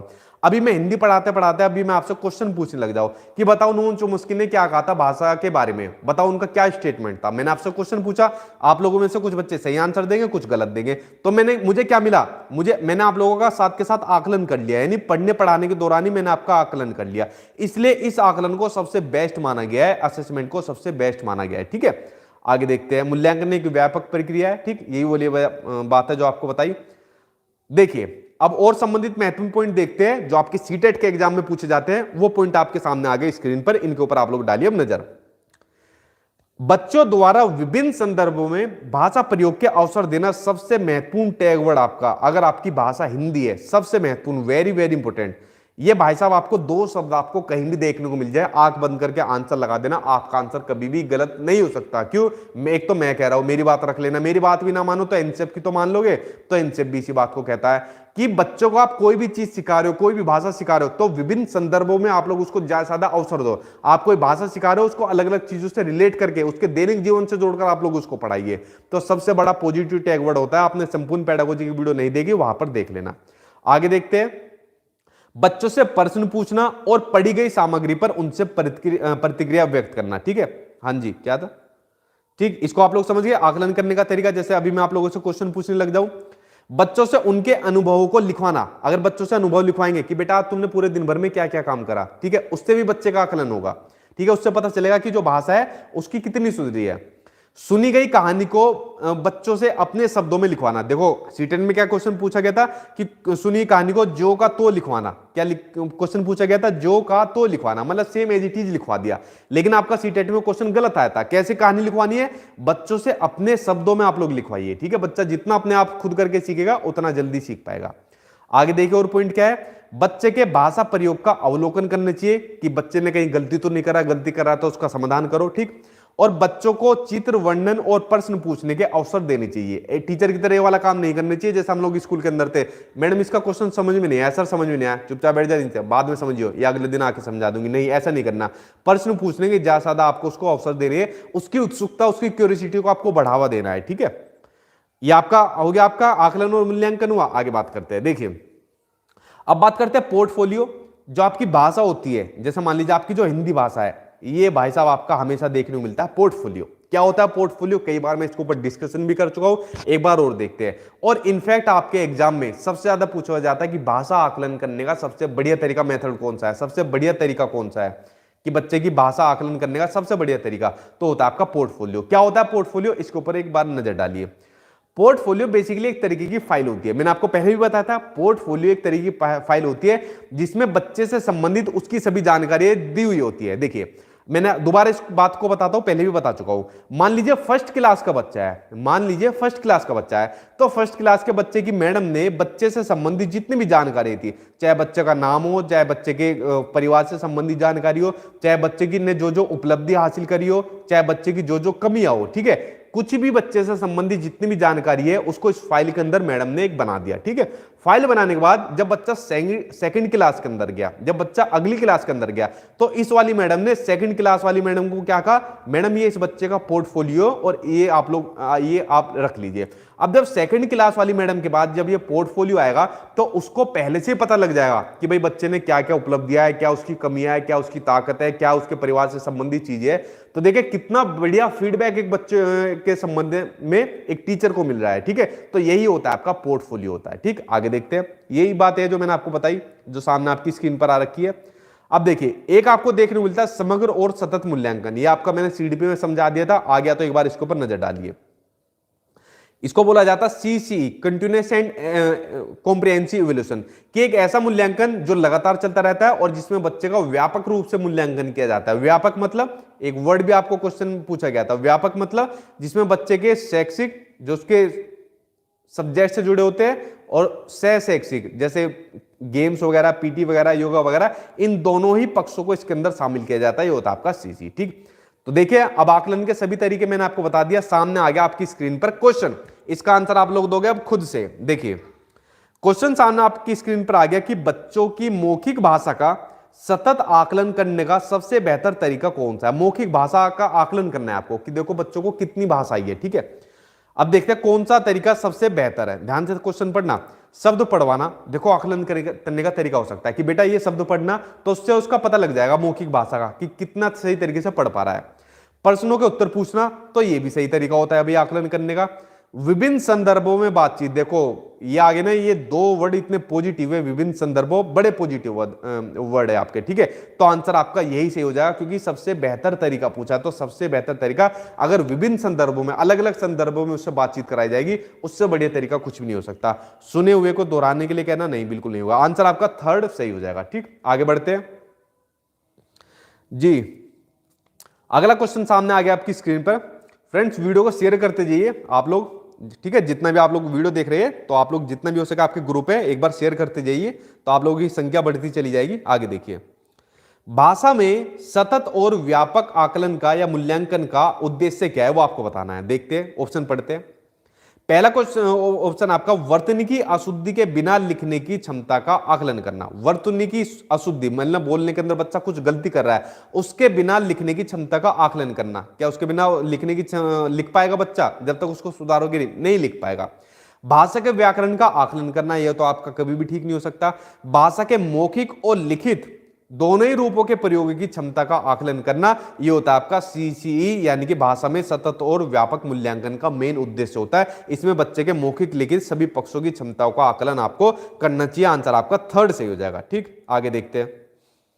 अब जिसने किसी ने पूछा ना सर एडमिट कार्ड कब आएगा, तो मैं उसको ब्लॉक मारता चला जाऊंगा, ठीक है। देखिए, आपकी वजह से दूसरे बच्चे भी डिमोटिवेट हो रहे हैं। एग्जाम डेट बिल्कुल नजदीक है आपकी, 16 तारीख बस अब आपका आ गया। मैंने कहा ना, एडमिट कार्ड अब आपको कहीं भी आपको देखने को मिल जाएगा, कभी भी आपको किसी भी टाइम आपको देखने को मिल जाएगा, ठीक है। आप लोग खूब पूछते रहिए, अपना टाइम वेस्ट आप लोग करोगे। 16 तारीख नजदीक आ गई आपकी, ठीक है। तो प्लीज आप लोग जो ऐसे बच्चे आ रहे हैं, तो मेरे बच्चों का टाइम वेस्ट मत करो आप लोग, ठीक है। इनका बहुत कीमती टाइम है इस टाइम पर, ठीक। देखिए, अगला क्वेश्चन आपका, इनमें से प्राथमिक स्तर पर भाषा शिक्षण का कौन सा उद्देश्य अनिवार्यता नहीं है। देखिए, एक क्वेश्चन आपके एग्जाम में आता है कि कोई भी लैंग्वेज होगी या कोई भी आपका सब्जेक्ट होगा, जैसे ईवीएस हुआ, मैथ्स हुआ, हिंदी हुआ, इंग्लिश हुआ, संस्कृत हुआ, उसमें वहां पर उसका उद्देश्य पूछा जाता है। तो भाषा शिक्षण का कौन सा उद्देश्य नहीं है, वो हमको देखना है, ठीक है। लेकिन हम लोग नजर डालेंगे कौन कौन से उद्देश्य है, नहीं का तो हम लोग खुद पता कर लेंगे। देखिए, पढ़ते हैं ऑप्शन की, विभिन्न संदर्भों। आगे पढ़ने की जरूरत है, शुरुआत में रुक गया। ये दो वर्ड इतने महत्वपूर्ण है ना, विभिन्न संदर्भों। देखो, दूसरा ऑप्शन के अंदर भी विभिन्न संदर्भों, आगे पढ़ने की जरूरत नहीं है फ्रेंड्स। देखिए, इतने पॉजिटिव टैग वर्ड आपके, ठीक। इसलिए कहता हूं इन सबको फॉलो करिए, मेरी वीडियो को फॉलो करना, जो मैंने आपको दी थी संपूर्ण पेडागोजी की, उसको करने के बाद पेडागोजी करने की जरूरत नहीं पड़ेगी आपको, ठीक। आगे देखते हैं, दो तो आपके क्या हो गए, पॉजिटिव पहले ही हो गए, हमसे पूछा नेगेटिव। आगे देखते हैं, भाषा के अलंकारिक प्रयोग की क्षमता का प्रयोग करना। देखो, बच्चों को अलंकार से क्या मतलब, प्राइमरी लेवल का अगर कोई बच्चा है, तो पेडागोजी वाली में भी क्वेश्चन आया था, ठीक है। तो वहां पर बच्चों को ग्रामर का क्या मतलब, बच्चों को ग्रामर से कोई मतलब ही नहीं है, तो आंसर आपका थर्ड सही हो जाएगा, क्योंकि आपका क्वेश्चन नेगेटिव है, ठीक है। इसलिए मैं आपसे कहता भी हूं कि आपको जैसे सीटेट का एग्जाम में ग्रामर आज तक नहीं आई है, और आपका सिलेबस में भी ग्रामर का जिक्र नहीं है, ठीक है। जो पढ़ा रहा हूं आपको यही पढ़ना है आपको, ठीक। देखिए फ्रेंड्स, अगले टॉपिक के ऊपर हम अब आ गए। अगला टॉपिक आपका शिक्षण अधिगम सामग्रियां, यानी जो टीएलएम होता है, टीचिंग लर्निंग जो मटेरियल होते हैं, उनके जो टाइप्स होते हैं, उनके जो प्रकार होते हैं, इनके बारे में अब हम लोग पढ़ते हैं, ठीक है। उसके बाद क्वेश्चन पूछूंगा और क्वेश्चन सामने आपकी स्क्रीन पर आएगा, आंसर आप लोग खुद देना, ठीक। देखिए, अगर मैं बात करूं शिक्षण सहायक सामग्रियों की, इंद्रियों के आधार पर मान लो, या वैसे भी आपकी यही तीन महत्वपूर्ण होती है। कौन कौन सी? एक होती है आपकी पहली सर्वे सहायक सामग्री, ऑडियो लर्निंग मटेरियल, मतलब ऐसी शिक्षण सामग्रियां जिसमें बच्चों को कोई भी भाषा होगी या कोई भी ज्ञान होगा, उसको सुनकर अर्जित करते हैं, ठीक है। और कौन कौन सी में सामग्रियां हो सकती है? देखिए, ये हो सकती है आपकी रेडियो हो सकती है, ग्रामोफोन हो सकती है, लिंग्वाफोन हो सकती है, और भाषा प्रयोगशाला लैंग्वेज लेबोरेटरी हो सकती है। देखो, यहां पर क्या होता है, यहां पर जो कंप्यूटर रखे हुए इस तरीके से, कोई भी अगर मान लीजिए किसी को कोई भाषा सीखनी है, तो यहां पर कंप्यूटर के वो हेडफोन लगाएगा अपने कान पर, और वही भाषा चलती रहेगी, ठीक है। ये भी एक बढ़िया तरीका होता है भाषा सिखाने का वैसे, ठीक है। तो ये होते हैं आपके कौन से मेथड होते हैं? सर्वे सहायक सामग्रियां होते हैं, जिनमें सुनकर चीजों को ग्रहण किया जाता है। सर्वे सहायक सामग्री के अलावा दूसरे होते हैं आपके विजुअल लर्निंग मटेरियल, दृश्य सामग्रियां, जिसमें देखकर ग्रहण किया जाता है, उसमें सुनकर, इसमें देखकर। देखकर किन किन के माध्यम से किया जा सकता है? देखिए, सामने आ गया आपकी स्क्रीन पर, श्यामपट, जिसको कहा जाता है ब्लैक बोर्ड, ठीक है, जिसको कहा जाता है ब्लैक बोर्ड कहा जाता है। ब्लैक बोर्ड को सिर्फ हम देख सकते हैं, सुन नहीं सकते। फ्लैनेल बोर्ड जो आपके होते हैं, आपने स्कूल के अंदर देखा होगा ना, जैसे स्कूल में ऐसा होता है, तो यहाँ पर जो भी प्रोग्राम होते हैं, इवेंट्स होते हैं स्कूल के अंदर, उनके ऐसे फ्लैनेल जो बोर्ड जो होते हैं वो लगे होते हैं। यहाँ पर भी फोटो भी लगी होती है कुछ ना कुछ, आपने देखा होगा अपने स्कूल के अंदर, ठीक है। फिल्म स्ट्रिप होता है आपका, इसको भी आप लोग देख सकते हो, सिर्फ देखने वाली चीज आएगी दृश्य के अंदर। इंसाइक्लोपीडिया होती है आपकी पत्र पत्रिका है, देखो बड़ा महत्वपूर्ण आपका सीटेट के एग्जाम के लिए पत्र पत्रिका है, कई बार आ चुका है। पत्र पत्रिका आपकी दृश्य सामग्री हो जाएगी, ग्लोब, इसमें भी आप लोग देख सकते हो। ठीक, तो दूसरी टाइप होगी। अब तीसरी टाइप पढ़ते हैं जिसमें दोनों ही आ जाते हैं, सर्वे दृश्य सामग्री है, जिनको आप लोग सुन भी सकते हो और देख भी सकते हो। वो कौन कौन सी हो सकती है, देखिए इनको मैं दिखा देता हूं आपको, पूरा का पूरा ही दिखा देता हूं। वो था आपका टीवी, इसको आप लोग देख भी सकते हो सुन भी सकते हो। आपका कंप्यूटर हो गया, ठीक है, कंप्यूटर के साथ साथ आपका मोबाइल भी हो जाएगा, इसको भी आप लोग काउंट करिए। रोल प्ले, नाटक हो जाएगा, इनका आप लोग नाटक को देख भी सकते हो, इनको सुन भी सकते हो। ठीक है, उसके अलावा कठपुतली हो जाएगा, ये भी आपकी दृश्य सर्वे सामग्री हो जाएगी। तो फ्रेंड्स देखिए, मैंने आपको तीनों तरीके की सामग्री बता दी और सामने आ गया आपकी स्क्रीन पर क्वेश्चन, इसका आंसर आप लोग दोगे अब खुद। बताइए सही आंसर अब इसका क्या हो जाएगा कि कक्षा में शिक्षण सहायक सामग्री जो मैंने आपको बताया, जो टीएलएम होते हैं, इनका उपयोग क्यों किया जाता है, वो आपसे क्वेश्चन पूछा है। देखिए इनके ऊपर बात करते हैं जी। विशिष्ट अधिगम परिस्थितियां निर्माण करने के लिए, बिल्कुल पहला ही सही है भाई आपका। टीएलएम का यूज किया जाता है, बेसिकली टीएलएम का यूज किया जाता है टीचिंग जो लर्निंग प्रोसेस होता है, जो ठीक है, इसको इंटरेस्टिंग बनाने के लिए, बच्चे के अंदर इंटरेस्ट जगाने के लिए। देखो आपने देखा भी होगा जब हम लोग कोई भी चीज पढ़ते हैं, इनफैक्ट आप लोग जैसे वीडियो देख रहे हो और वीडियो के अंदर जब इमेज आती है, जब कोई फोटो आती है, तो आपका ध्यान सीधा उसके ऊपर जाता है। जैसे अभी मैंने ऊपर फोटो ली थी, रेडियो की ली थी, टीवी की ली थी, तो इससे क्या होता है, जो हमारा जो टीचिंग होती है जो बड़ी इंटरेस्टिंग हो जाती है। और जब तक बच्चा किसी चीज में इंटरेस्ट नहीं लेगा, क्या वो किसी चीज को सीख पाएगा, बिल्कुल भी नहीं सीख पाएगा। तो बच्चे के अंदर इंटरेस्ट जगाने के लिए, बच्चे के अंदर क्यूरियोसिटी जगाने के लिए हम लोग टीएलएम का यानी शिक्षण सहायक सामग्रियों का यूज करते हैं। तो विशिष्ट अधिगम परिस्थितियां निर्माण करने के लिए हम इनका यूज करते हैं। आंसर आपका पहला सही हो जाएगा। आगे देखते हैं जी। देखिए अगला क्वेश्चन सामने आ गया आपकी स्क्रीन पर, इसका आंसर आप लोग बताइए खुद से कि दी गई सहायक सामग्री में से भिन्न सहायक सामग्री कौन सी है, मतलब चारों में से अलग कौन सी है। समाचार पत्र, टेलीविजन, पत्र पत्रिका या फिर बाल साहित्य। बताइए सही आंसर आपका क्या हो जाएगा जी। सर सॉफ्टवेयर आपका स्लो चल रहा है, स्लो कैसे चल जाएगा, वो कभी कभी टेस्ट शुरू होता है तो नेक्स्ट करने पर 15-20 सेकंड, ऐसा हो ही नहीं सकता। जो सॉफ्टवेयर होता है वो बिल्कुल प्रॉपर चलता है। देखो उसके अंदर पता है गलती क्या होती है, गलती होती है बच्चे के नेटवर्क की। अगर आप लोगों का नेटवर्क ही अगर सही नहीं होगा तो सॉफ्टवेयर में क्या आप लोग कुछ भी खोलोगे वो बड़ा धीमा चलेगा। क्या चलेगा, बड़ा धीमा चलेगा। तो जो नेटवर्क होना चाहिए आपका अच्छा नेटवर्क होना चाहिए। अब बहुत से बच्चे कहते हैं सर उसके अंदर संस्कृत नहीं दी, जबकि संस्कृत दी हुई है। बच्चे कहते हैं सर उसके अंदर सोशल साइंस नहीं है, सब दी हुई है, मतलब इतना मेटेरियल उसके अंदर भर भर के दिया है। तो जो गलतियां होती है ना वो बच्चे की खुद की तरफ से होती है, उसके अंदर कोई गड़बड़ी नहीं है। ठीक है, आपका नेटवर्क ठीक हो जाएगा तो वो आपका सही चलता है। हम तो मैंने कहा ना पूरे टाइम उसके ऊपर 2 से 3 लोग बैठे रहते हैं जो उसको ऑपरेट करते रहते हैं, ताकि बच्चों को कोई दिक्कत ही ना आ पाए किसी तरीके की। ठीक है, तो आप लोग अपना नेटवर्क थोड़ा स्ट्रॉन्ग करिए। देखिए अब बताओ इसके अंदर कौन सा अलग बिन है। समाचार पत्र, ये तो आपका क्या हो जाएगा, दृश्य हो जाएगी, सिर्फ हम इसको देख सकते हैं। टेलीविजन क्या हो जाएगा, ये आपका सर्वे हो जाएगा आपका। पत्र पत्रिका ये आपका दृश्य हो जाएगा। बाल साहित्य आपका दृश्य हो जाएगा। बताओ इनमें से सबसे अलग कौन सा है, टीवी भाई साहब। आपका आंसर आपका दूसरा सही हो जाएगा। आगे बढ़ते हैं आपके अगले क्वेश्चन के ऊपर। अगला टॉपिक आ गया आपका भाई त्रिभाषा सूत्र, 3 लैंग्वेज फॉर्मूला, जो आपके भाषा के अंदर पूछा जाता है, बड़ा महत्वपूर्ण आपका। अच्छा मुझे बताओ त्रिभाषा सूत्र है, मैंने पिछली वीडियो के अंदर बताया था, किस कमीशन की सिफारिश के आधार पर इसको लागू किया गया था। बताओ कमेंट बॉक्स के अंदर आप लोग। ठीक है, जब तक मैं इस टॉपिक को कंप्लीट कराता हूं। देखिए बहुभाषिक जो कक्षा होती है, जो मैंने आपको शुरू में भी बताया, और जो एनसीएफ है, एनसीएफ ने भी कहा था कि बच्चों को 3 भाषाएं आप लोग जरूर दीजिए। कौन कौन सी, इसलिए उन्होंने त्रिभाषा सूत्र बताया था। अब देखिए 3 भाषा कौन कौन सी होती है। इन्होंने कहा था कि जैसे मान लीजिए हिंदी क्षेत्र वाला कोई बच्चा है, जैसे मान लीजिए कोई दिल्ली में, यूपी, हरियाणा, राजस्थान यहां पर रहता है, जहां पर उनकी मातृभाषा कौन सी है, हिंदी होती है। तो वहां पर जो पहले बच्चों को जो शिक्षण दिया जाना चाहिए वो उनकी मातृभाषा में दिया जाना चाहिए, चाहे वो हिंदी भाषी क्षेत्र वाला हो या गैर हिंदी क्षेत्र वाला हो। ठीक है, तो पहला शिक्षण कैसा दिया जाना चाहिए, उनकी मातृभाषा में दिया जाना चाहिए। इस वाली बात को एनसीएफ भी कहता है। ठीक, अब यहां पर मातृभाषा तो बच्चे की हिंदी हो जाएगी, जो हिंदी क्षेत्र वाला है, और यहां पर जो भी उसकी मातृभाषा हो जाएगी। ये दूसरी भाषा हो जाएगी आपकी इंग्लिश हो जाएगी, और तीसरी हो जाएगी आपकी कोई भी आपकी मॉडर्न लैंग्वेज हो जाएगी। ठीक है, और गैर हिंदी क्षेत्र वाले में उनकी पहली मातृभाषा और दूसरी हिंदी और इंग्लिश हो जाएगी। ये होती है आपकी 3 लैंग्वेज, 3 भाषा होती है आपकी। ठीक है, बताओ किसके सिफारिश के आधार पर इसको लागू किया गया था, कमेंट बॉक्स में बताइए। क्वेश्चन सामने आ गया आपकी स्क्रीन पर। त्रिभाषा सूत्र के अनुसार स्कूल में पहली भाषा जो पढ़ाई जाए वह कौन सी होनी चाहिए। ठीक है, आप लोग बताइए, हिंदी, अंग्रेजी, अंग्रेजी विदेशी, मातृभाषा क्षेत्रीय, मातृभाषा हिंदी। बताइए सही आंसर आपका क्या हो जाएगा। देखो कितना सिंपल क्वेश्चन बन गया फ्रेंड्स, बड़ा सिंपल क्वेश्चन है। देखिए सीधा आंसर आप लोग निकालिए, इसका आंसर क्या हो जाएगा, फोर्थ आंसर आपका सही हो जाएगा। क्या हो जाएगा, और सॉरी हिंदी हो रहा है ना, नहीं थर्ड आंसर से हो जाएगा, क्षेत्रीय भी दिया हुआ है। वह कैसे होनी चाहिए, मातृभाषा होनी चाहिए। कैसे होनी चाहिए, मातृभाषा होनी चाहिए। इसके ऊपर तो मेरी नजर ही नहीं गई। या फिर वो क्षेत्रीय भाषा होनी चाहिए। पहली भाषा कहा गया है तो मातृभाषा होनी चाहिए या वो क्षेत्र भाषा होनी चाहिए। ये वाली बात एनसेप ने कहा है, जो 3 लैंग्वेज फॉर्मूला दिया है, त्रिभाषा सूत्र दिया है, ठीक है। तो आंसर आपका थर्ड सही हो जाएगा। बढ़ते अब आपके अगले पॉइंट के ऊपर। देखिए अब आ गए आपके गद और पद। आपने कहा सर ये तो आपने वीडियो बनाकर आप लोगों ने हमें समझा दिया ऑनलाइन किस तरीके से प्रैक्टिस करनी है। 15 नंबर के आता है आपके गद्यांश और काव्यांश, लेकिन जो आपकी पेडागोजी होती है वहां पर भी आपका 1 नंबर का क्वेश्चन इनसे देखने को मिलता है, ठीक है। तो वहां तो आपके 15 नंबर दिलाएंगे, यहां पर भी आपके 1 नंबर दिलाएंगे। तो देखो कितने बड़े महत्वपूर्ण है। तो आप लोग, मैंने कहा जितना भी हो सके मेरे वाले सॉफ्टवेयर पर आप लोग प्रैक्टिस करना। ये ऑनलाइन मॉक टेस्ट के जितने भी आपके सब्जेक्ट है बहुत बेनिफिट आपको मिलेगा, ठीक। अब देखो गद और पद, इनके बारे में देखें क्वेश्चन किस तरीके का पूछा जाता है वो मैं आपको बताता हूं। अब उनके ऊपर नजर डालते हैं जी। देखिए गद और पद के अलावा एक चीज और आप लोग और याद करिए, इसके अलावा कहानी और लिख लीजिए। क्या होता है कहानी, सारी कंप्लीट हो जाएगी एक साथ। आप लोग एक बात बताइए, जो बच्चों को जो कहानियां पढ़ाई जाती है, आप लोगों ने खूब अपने बचपन में कहानियां सुनी होगी, स्कूल में भी सुनी होगी, अपने दादा से, ठीक है, घर में किसी भी मेंबर से सुनी होगी।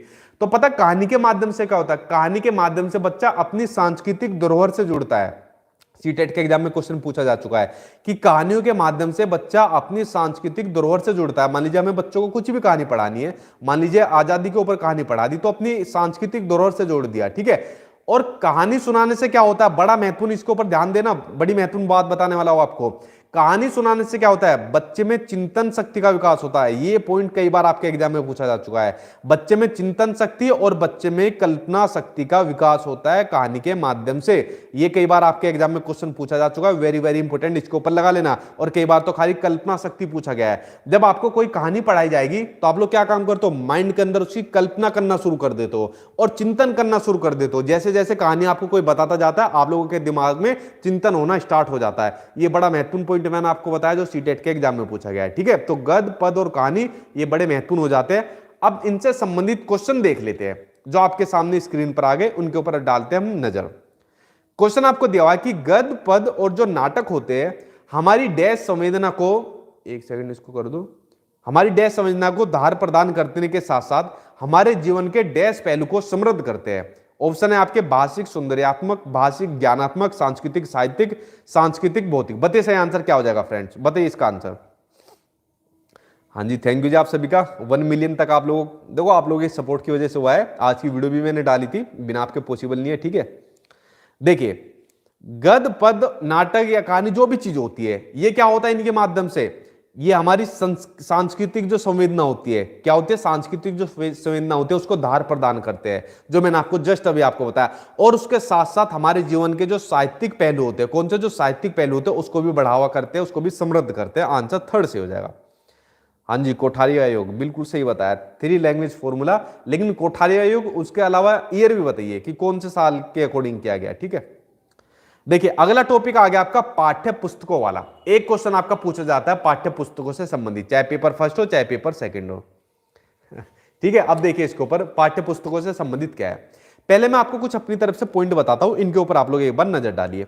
देखिए जो पाठ्य पुस्तक होती है, अगर मैं बात करूं प्राइमरी लेवल पर, किस पर, प्राथमिक स्तर पर अगर मैं बात करूं, प्राथमिक स्तर पर मैं बात करूं, तो प्राथमिक स्तर पर जो बच्चों की जो पाठ्य पुस्तक होती है, अगर उनका निर्माण करना है, ध्यान से सुनना मेरी बात को, ये पूछा जा चुका सीटेट के एग्जाम में, अगर उनका निर्माण करना है तो एज ए टीचर, ये आप लोगों के लिए बड़ा महत्वपूर्ण है, अगर आपको उन पाठ्य पुस्तकों का निर्माण करना है तो एज ए टीचर आपको उसके अंदर किस बात का ध्यान देना चाहिए, तो उसके अंदर आपको जो हिंदी भाषा होती है उसके विविधपूर्ण, ये वर्ड पूछा गया था, बड़ी मुश्किल से याद हुआ था मुझे भी, ठीक है, उसके हिंदी भाषा के विविधपूर्ण रूप जो होते हैं उनके अलग अलग रूपों का ध्यान रखना चाहिए कि हिंदी भाषा का कहां कहां पर यूज किया जा सकता है, ठीक है। तो ये बड़ा महत्वपूर्ण आपका जो पाठ्य पुस्तकों से संबंधित आपका पॉइंट था। उसके अलावा ये पॉइंट आपका क्लियर हुआ। अब आपको दूसरा पॉइंट बताता हूं। आपने देखा होगा जो पाठ्य पुस्तक होती है उसमें कार्टून दिए होते हैं, पाठ्य पुस्तकों में क्या होता है, कार्टून दिए होते हैं और विज्ञापन दिए होते हैं। तो जो कार्टून और विज्ञापन पाठ्य पुस्तकों में दिए होते हैं, इसके माध्यम से क्या होता है, इनके माध्यम से क्या होता है, बच्चे की जो भाषा होती है उसका विकास होता है, यानी बच्चे की भाषा विकास में ये जो है सहायक होते हैं। देखो बच्चा इनसे कनेक्टेड रहता है, छोटा बच्चा कार्टून, शिनचैन, डोरेमोन वगैरह ये सब चीज देखता है, ठीक है, तो कार्टून से कितना कनेक्टेड रहता है। इसी तरीके से पाठ्य पुस्तकों में इनको ज्यादा शामिल किया गया है, ठीक। अब इससे संबंधित क्वेश्चन सामने आ गया आपकी स्क्रीन पर, इसका आंसर आप लोग दीजिए खुद से, बताइए सही आंसर क्या हो जाएगा।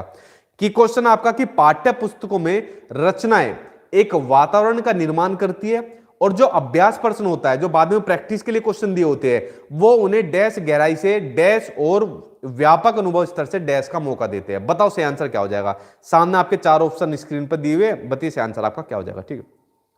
हाँ जी, दोनों पेपर के लिए मैंने कहा ना, पेपर चाहे जिसका फर्स्ट हो पेपर सेकंड हो, आज आपकी पूरी हिंदी खत्म है, क्योंकि कॉमन पॉइंट आपके, मैंने कहा ये लगभग 20 ऐसे आपके टॉपिक होते हैं, यही से आपके 15 नंबर के पेडागोजी पूछे जाते हैं, बाकी में आपके गद्यांश काव्यांश आएंगे, तो आपके दोनों पेपर में आपको कॉमन देखने को मिलते हैं, ठीक है।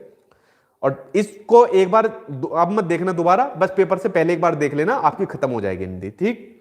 देखिए आंसर हो जाएगा इसमें आपका फोर्थ, कि जो पाठ्य पुस्तकों में जो रचनाएं होती है वातावरण का निर्माण तो करती है, लेकिन जो अभ्यास प्रश्न दिए होते हैं, प्रैक्टिस के लिए क्वेश्चन दिए होते हैं, वो उन्हें परखने, ठीक है, वो उन्हें परखने के लिए, जो रचनाएं होती है वो उन्हें परखने और उनसे गहराई से जुड़ने, ठीक है, उनसे गहराई से जुड़ने और व्यापक अनुभव स्तर, ज्यादा बच्चों को अनुभव मिल सके, उससे तादात्म्य, ठीक है। आप क्या कहोगे सर तादात्म्य क्या होता है? तादात्म्य का मतलब होता है, जैसे एक मुहावरा होता है एक जान होना, तादात्म्य का मतलब होता है एक जान होना। एक जान होना मतलब कैसे? जब एक वस्तु का दूसरी वस्तु में मिल जाता है कोई, ठीक है, वो होता है आपका तादात्म्य, क्यों एक ही हो गई दोनों मिलकर, ठीक है। देखिए तो आंसर क्या हो जाएगा, फोर्थ आंसर आपका सही हो जाएगा, ठीक। चलिए बढ़ते हैं आपके अगले क्वेश्चन की ओर। अगला क्वेश्चन सामने आपकी स्क्रीन पर आ गया। क्वेश्चन आपको दिया हुआ है कि उच्च प्राथमिक स्तर पर जो भाषा की पाठ्य पुस्तक है उसमें एक चैप्टर दिया हुआ है कि रक्त और हमारा शरीर। तो ये जो चैप्टर दिया हुआ है इसको शामिल करने का जो विचार है वो किससे जुड़ा हुआ है? ऑप्शन को पढ़ते एक बार। विषयों की विभिन्न भाषाओं के लिए दिया हुआ है, संपूर्ण पाठ्यचर्या में भाषा, आगे तो पढ़ने की जरूरत ही नहीं पड़ी। देखो जब संपूर्ण पाठ्यचर्या आ गया तो इससे बड़ा पॉजिटिव क्या देखने को मिलेगा? आंसर आपका दूसरा ही सही हो जाएगा, ठीक है। बढ़ते हैं अगले टॉपिक की ओर। मैं अभी इसी से संबंधित क्वेश्चन है, इसको देखिए। इनमें से कौन सा प्राथमिक स्तर पर हिंदी भाषा शिक्षण का उद्देश्य नहीं है? ध्यान से पढ़ना, हिंदी भाषा शिक्षण का उद्देश्य नहीं है। इससे पहले भी एक क्वेश्चन गया था जिसमें मैंने आपको हिंदी भाषा शिक्षण के उद्देश्य बताए थे। अब देखिए को पढ़ के, संदर्भ के अनुसार लगाकर पढ़ने का प्रयास करना, भाई ये तो उद्देश्य है। जब तक आप लोग संदर्भ के अकॉर्डिंग नहीं पढ़ोगे, जो चीज आपको दी हुई है आप लोग कैसे समझ पाओगे? नहीं समझ पाओगे, तो ये तो आपका उद्देश्य होगा, ठीक है। आगे देखते हैं। चित्रकारी को स्वयं की अभिव्यक्ति का माध्यम बनाना, ये भी भाई आपका पॉजिटिव है, ये भी उद्देश्य होता है। बच्चों की जो भाषा होती है और जो स्कूल की भाषा होती है उसमें संबंध बनाते हुए विस्तार देना, भाई इसके ऊपर लगाओ वेरी वेरी इंपॉर्टेंट, इसके ऊपर लगाओ वेरी वेरी इंपॉर्टेंट। कई बार सीटेट के एग्जाम में क्वेश्चन पूछा जा चुका है कि जो बच्चे की जो भाषा होती है और जो स्कूल की भाषा होती है उनमें आपस में क्या देखने को मिलता है? उनमें आपस में संबंध देखने को मिलता है। ये चीज कई बार आपके सीटेट के एग्जाम में पूछी जा चुकी है, ठीक है। तो आपको हमेशा ध्यान रखना है कि जो बच्चे की जो भाषा है और जो स्कूल की भाषा है वो कैसी होनी चाहिए? वो समरूप होनी चाहिए, उसके अंदर समरूपता देखने को मिलनी चाहिए, उसके अंदर आपको संबंध देखने को मिलना चाहिए। तो आप लोग समझ गए इस पॉइंट को जो मैं आपको समझाना चाह रहा हूं, बड़ा महत्वपूर्ण पॉइंट है, सीटेट में पूछा जा चुका है। तो फ्रेंड्स तीनों के तीनों तो हिंदी भाषा शिक्षण के उद्देश्य हो गए। अब ये बचा कौन सा नेगेटिव? नेगेटिव ये वाला बचा कि जो भी बात सुनी गई है उसको जो का तो दोहराना, जबकि मैंने आपको शुरू में ही बताया था कि जो का तो नहीं दोहराना, बच्चे को अपने विचार अपनी अभिव्यक्ति का ज्यादा मौका देना है। किसमें? बच्चे के अपने शब्दों में। किसमें? बच्चे के अपने शब्दों में। तो आंसर क्या हो जाएगा? 4 से हो जाएगा, क्योंकि क्वेश्चन हमसे नेगेटिव पूछा है, ठीक है। आगे देखते हैं, आगे बात करते हैं। देखिए ये मैंने आपको पेडागोजी वाली वीडियो के अंदर बताया था, आपकी ये भाषा में भी पूछा जाता है। कौन सा आपका? बच्चे को कभी भी आपको ना तो खाली स्लेट मानना है, ना कोरी पट्टिया मानना है, ना ही ब्लैंक पेपर मानना है कि भाई जब बच्चा स्कूल के अंदर आएगा तभी हम जो इसको ज्ञान देते जाएंगे, वैसे जैसे बच्चे का माइंड बढ़ता जाएगा और जो एक बच्चा कोरी स्लेट है इसको हम भर देंगे। ये कंसेप्ट बिल्कुल गलत है। मैंने क्या चीज आपको बताई थी पेडागोजी वाली क्लास के अंदर कि भाई जब बच्चा स्कूल के अंदर आता है तो बच्चा स्कूल के अंदर आने पर बच्चा अपने साथ अपनी भाषा को लेकर आता है। और भाषा कौन सी? बच्चा अपनी मातृभाषा को लेकर आता है, ठीक है। भाषा के साथ साथ बच्चा अपने साथ लेकर आता है अपने अनुभव, चाहे उसके कमी अनुभव क्यों ना हो, लेकिन बच्चा अपने साथ अनुभव लेकर आता है। अनुभव के साथ साथ बच्चा दुनिया के प्रति अपना एक दृष्टिकोण भी लेकर आता है। क्या आता है? दुनिया के प्रति अपना एक दृष्टिकोण लेकर आता है। तो आप लोग समझ गए, बच्चा स्कूल के अंदर कभी भी उसको आपको खाली स्लेट ब्लैंक पेपर के रूप में आपको नहीं मानना है, ठीक। अब इससे संबंधित क्वेश्चन सामने आ गया आपकी स्क्रीन पर, आंसर आप लोग दोगे खुद से। देखिए क्वेश्चन दिया हुआ है कि बच्चे विद्यालय आने से पहले, अब ध्यान से पढ़ना क्वेश्चन को, देखिए भाषा के चारों कौशलों पर पूर्ण अधिकार रखते हैं। क्या वाली बात सही है? चारों कौशलों पर पूर्ण अधिकार रखते हैं? नहीं, ठीक है। अपनी भाषा की नियमबद्ध व्यवस्था की व्यवहारिक कुशलता के साथ आते हैं, जो कि मैंने आपको बिल्कुल अभी बताई। अपनी भाषा कौन सी भाषा? उनकी जो मातृभाषा होती है उसकी व्यवहारिक कुशलता के साथ आते हैं। उससे बढ़िया मातृभाषा में आप भी नहीं बोल पाओगे इनकी, ठीक है। अगर आपकी खुद की हुई तो बोल पाओगे। कोरिलेट होते हैं? बिल्कुल नहीं। और भाषा का समुचित उपयोग करने में समर्थ नहीं होते, ये भी गलत। आंसर आपका क्या हो जाएगा? सेकंड आंसर आपका सही हो जाएगा, ठीक है। बढ़ते बाप के अगले टॉपिक के ऊपर। देखिए ये टॉपिक आपको मैं कई बार बता चुका हूं, कई बार पढ़वा चुका हूं, आपके माइंड में फिट भी करवा चुका हूं, फिर भी एक बार इसको पढ़ लेना, क्योंकि आना ही आना है अधिगम विकार का, लर्निंग डिसेबिलिटी का आपका क्वेश्चन, ठीक है। मोटी मोटी एक बार इसके ऊपर नजर डालिए, फिर इसके बाद अगले टॉपिक के ऊपर आएंगे। डिसलेक्सिया मैंने बताया था, पढ़ने से संबंधित जितने भी विकार होंगे वो आपके डिसलेक्सिया हो जाएंगे, ठीक है। मान लीजिए पढ़ने के अंदर बच्चों को धारा प्रवाह यानी फ्लुएंसी नहीं है, ठीक है, धारा प्रवाह में नहीं पढ़ रहा तो आपका डिसलेक्सिया हो जाएगा। अगर मान लीजिए बच्चा 100 को वाज पढ़ता है तो आपका डिसलेक्सिया हो जाएगा। तो पढ़ने से संबंधित जितने विकार हो जाएंगे आपके डिसलेक्सिया के अंदर हो जाएंगे, ठीक है। जैसे तारी जमीन पर इस बच्चे को होता है, दर्शिल को, ठीक। डिस्ग्राफिया आपका लिखने से संबंधित जितने भी विकार हो जाएंगे आपका डिस्ग्राफिया हो जाएगा। जैसे बच्चा बी को डी लिख देता है, 100 को वाज लिख देता है, या लिखने में क्या होता है, उत्कृष्ट लेखन, उत्कृष्ट तो नहीं कहेंगे, लिखने में जो है, ठीक है, लिखने में सफाई नहीं बरत पाता, ठीक है। तो लिखने से संबंधित आपके डिस्ग्राफिया हो जाएंगे। अगर बात करें डिस्कैलकुलिया तो मैथ से यानी गणित से संबंधित जितने भी विकार हो जाएंगे आपके डिस्कैलकुलिया हो जाएंगे, ठीक है। आगे बात करते हैं अगले विकार के ऊपर। ये कई बार मैं आपको बता चुका हूं, एक बार मोटी मोटी नजर और डाल लो इनके ऊपर।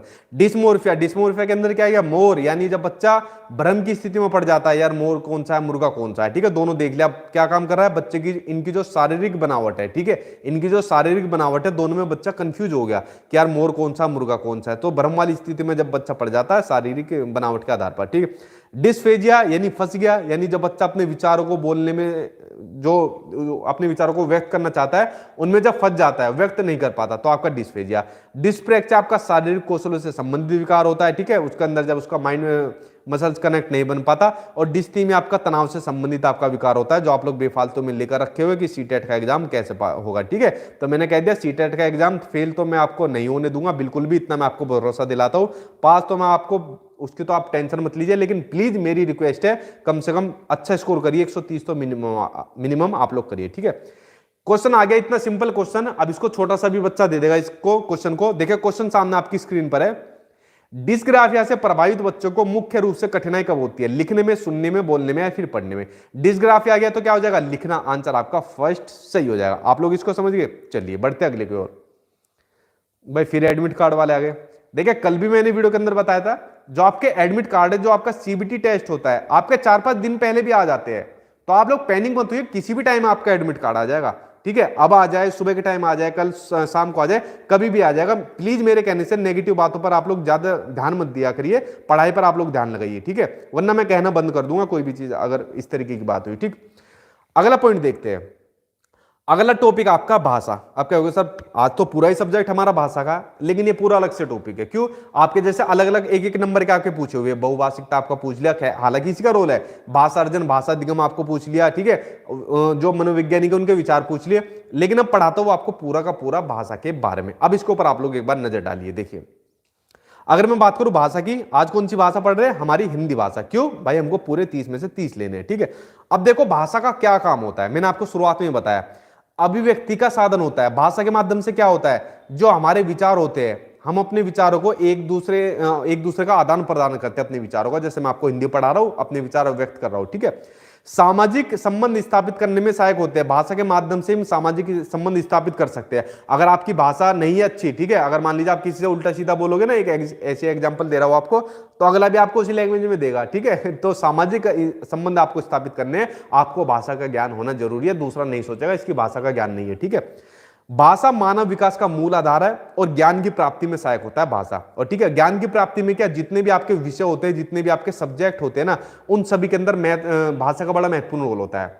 फॉर एग्जाम्पल, अगर आपको मैथ्स पढ़नी है, आपको सीडीपी पढ़नी है, कुछ भी आपको पढ़नी है, अगर आपको अपनी भाषा पता है, ठीक है, तो तभी आप इनको पढ़ पाओगे। तो भाषा सभी सब्जेक्ट के लिए बड़ी महत्वपूर्ण होती है। और भाषा जो होती है मानव सभ्यता और संस्कृति की पहचान होती है, जो चीज मैंने आपको शुरुआत में आपको बताई थी, ठीक है। आगे देखते हैं। आगे सामने आ गया आपकी स्क्रीन पर क्वेश्चन, इसका आंसर आप लोग बताओगे खुद कि एनसीईआरटी 2005 के अकॉर्डिंग कौन सा कथन सही है, वो आपको बताना है। ठीक है, कौन सा कथन सही है, देखते हैं। भाषा केवल, ये केवल भाई साहब मुझे शुरू में ही दिख गए, आगे पढ़ने की जरूरत ही नहीं है, ये लगा दो फुल स्टॉप, ये हो गया आपका नेगेटिव। ठीक, आगे देखिए। भाषा शिक्षण एक प्रकार से अन्य विषयों की कक्षाओं में भी मौजूद रहता है। बिल्कुल सही बात है, जो मैंने आपको शुरू में बताई। मान लीजिए आप लोग मैथ्स पढ़ रहे हो, या फिर उसके अलावा मान लीजिए आप सोशल साइंस या साइंस कुछ भी पढ़ रहे हो, तो वहां पर आपको भाषा जरूर देखने को मिलेगी। आपका टीचर क्या काम करेगा, अपनी भाषा में आपको पढ़ाएगा और उसी भाषा को आप लोग ग्रहण कर रहे होंगे।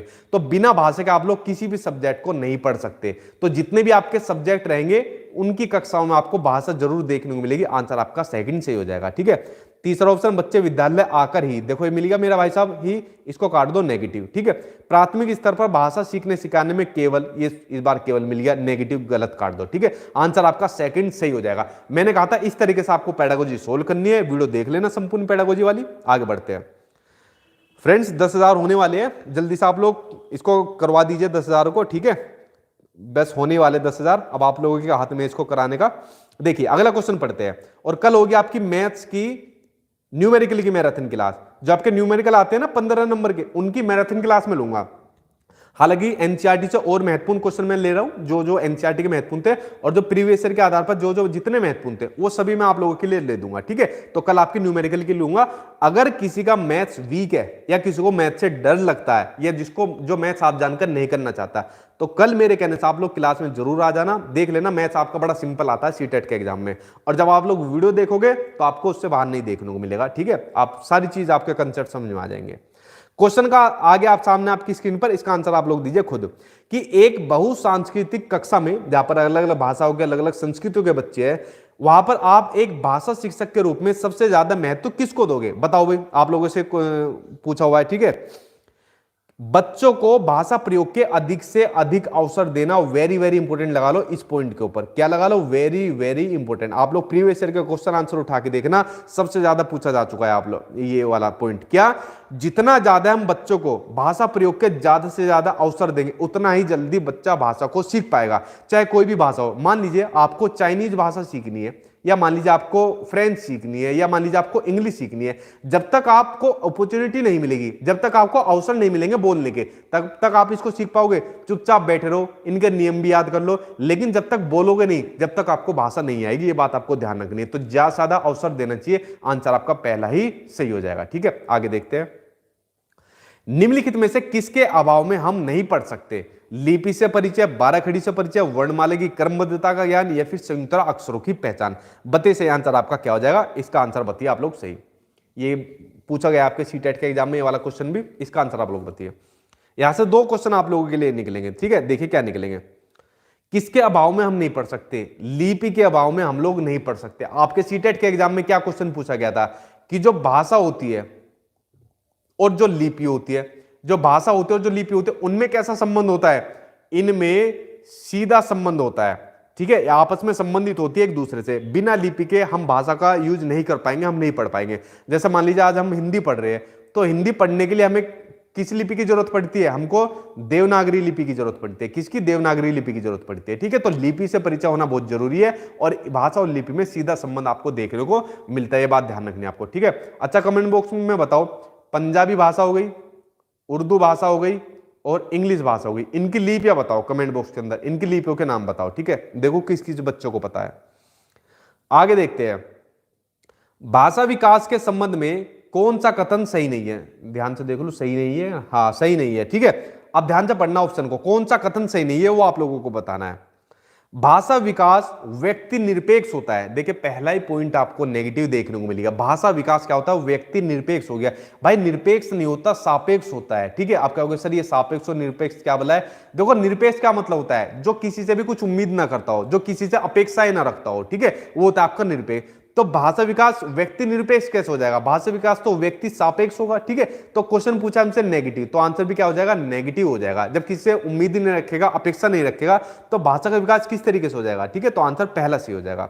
और बड़ों का संपर्क भाषा विकास को तेज करता है, इसकी गति को, बिल्कुल सही बात है। जब उनके संपर्क में आएंगे, ये मैंने आपको बता ही दिया। और प्रारंभिक भाषा परिवेश की समृद्धता भाषा विकास में सहायक होते हैं, ये भी सही बात है। प्रारंभिक भाषाई परिवेश कौन होगा? हमारा परिवार हो गया। ठीक है, जैसे हमारा स्कूल वगैरह होगा। ठीक, चलिए बढ़ते अब आपके अगले की ओर।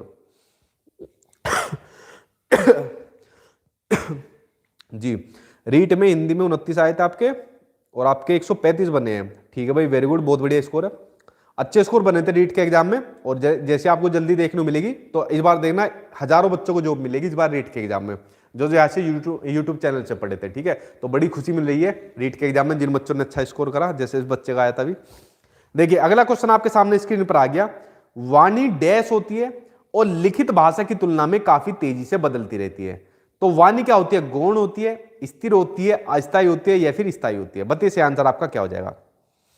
जी मनीष जी, मैंने आपका देख लिया कमेंट, 135 आपके बन रही है, तो आपका सिलेक्शन पक्का है। रीट के अंदर अगर आपके 135 है तो पक्का आपकी गवर्नमेंट जॉब पक्की आपकी। ठीक है, आप लोग आप बेफिक्र रहिए। आपके अलावा जितने भी बच्चे हैं जिन्होंने बताया था 130 वाले, आपकी पक्की है। ठीक है, बस वेट करिए, थोड़ा सा जल्दी निकलेगी और आपका सिलेक्शन मिलेगा, आप स्कूल में पहुंच जाओगे अपने। देखिए जो वाणी होती है, वाणी क्या होती है? वाणी क्या होती है, आप लोग मुझे बताइए इसका आंसर। वाणी भाई, जी मैंने देख लिया आपका, वाणी अस्थायी होती है। अस्थायी क्या होती है, कैसे होती है? जैसे आप लोग अपने घर पर कहीं भी हो, अब अपने घर से आप लोग जब 10 किलोमीटर दूर जाओगे, तो 10 किलोमीटर जो दूर जाने पर देखना जो भाषा होती है, जो वाणी होती है, वो क्या होगी? वो बदल जाएगी। 10 किलोमीटर से जब आगे और 10 किलोमीटर जाओगे, तो वहां पर जाके क्या होगी? वहां पर फिर बदल जाएगी।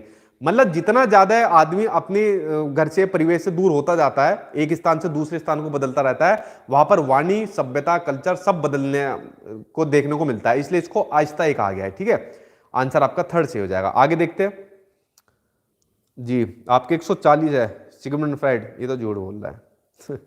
आगे देखते हैं। भाषा सभी विषयों के डैश में, अध्याय में, केंद्र में, प्रारंभ में, या फिर पढ़ने में? बताओ सही आंसर आपका क्या हो जाएगा? वैसे रीट के एग्जाम में 140 वाले बहुत बच्चे आए, 150 में से जिनके 140 थे। ठीक है, बहुत बच्चे थे ऐसे, बहुत मेहनत करी थी इन्होंने। ठीक है, तो आप तो तुक्का लगा रहे हो मेरे ख्याल से।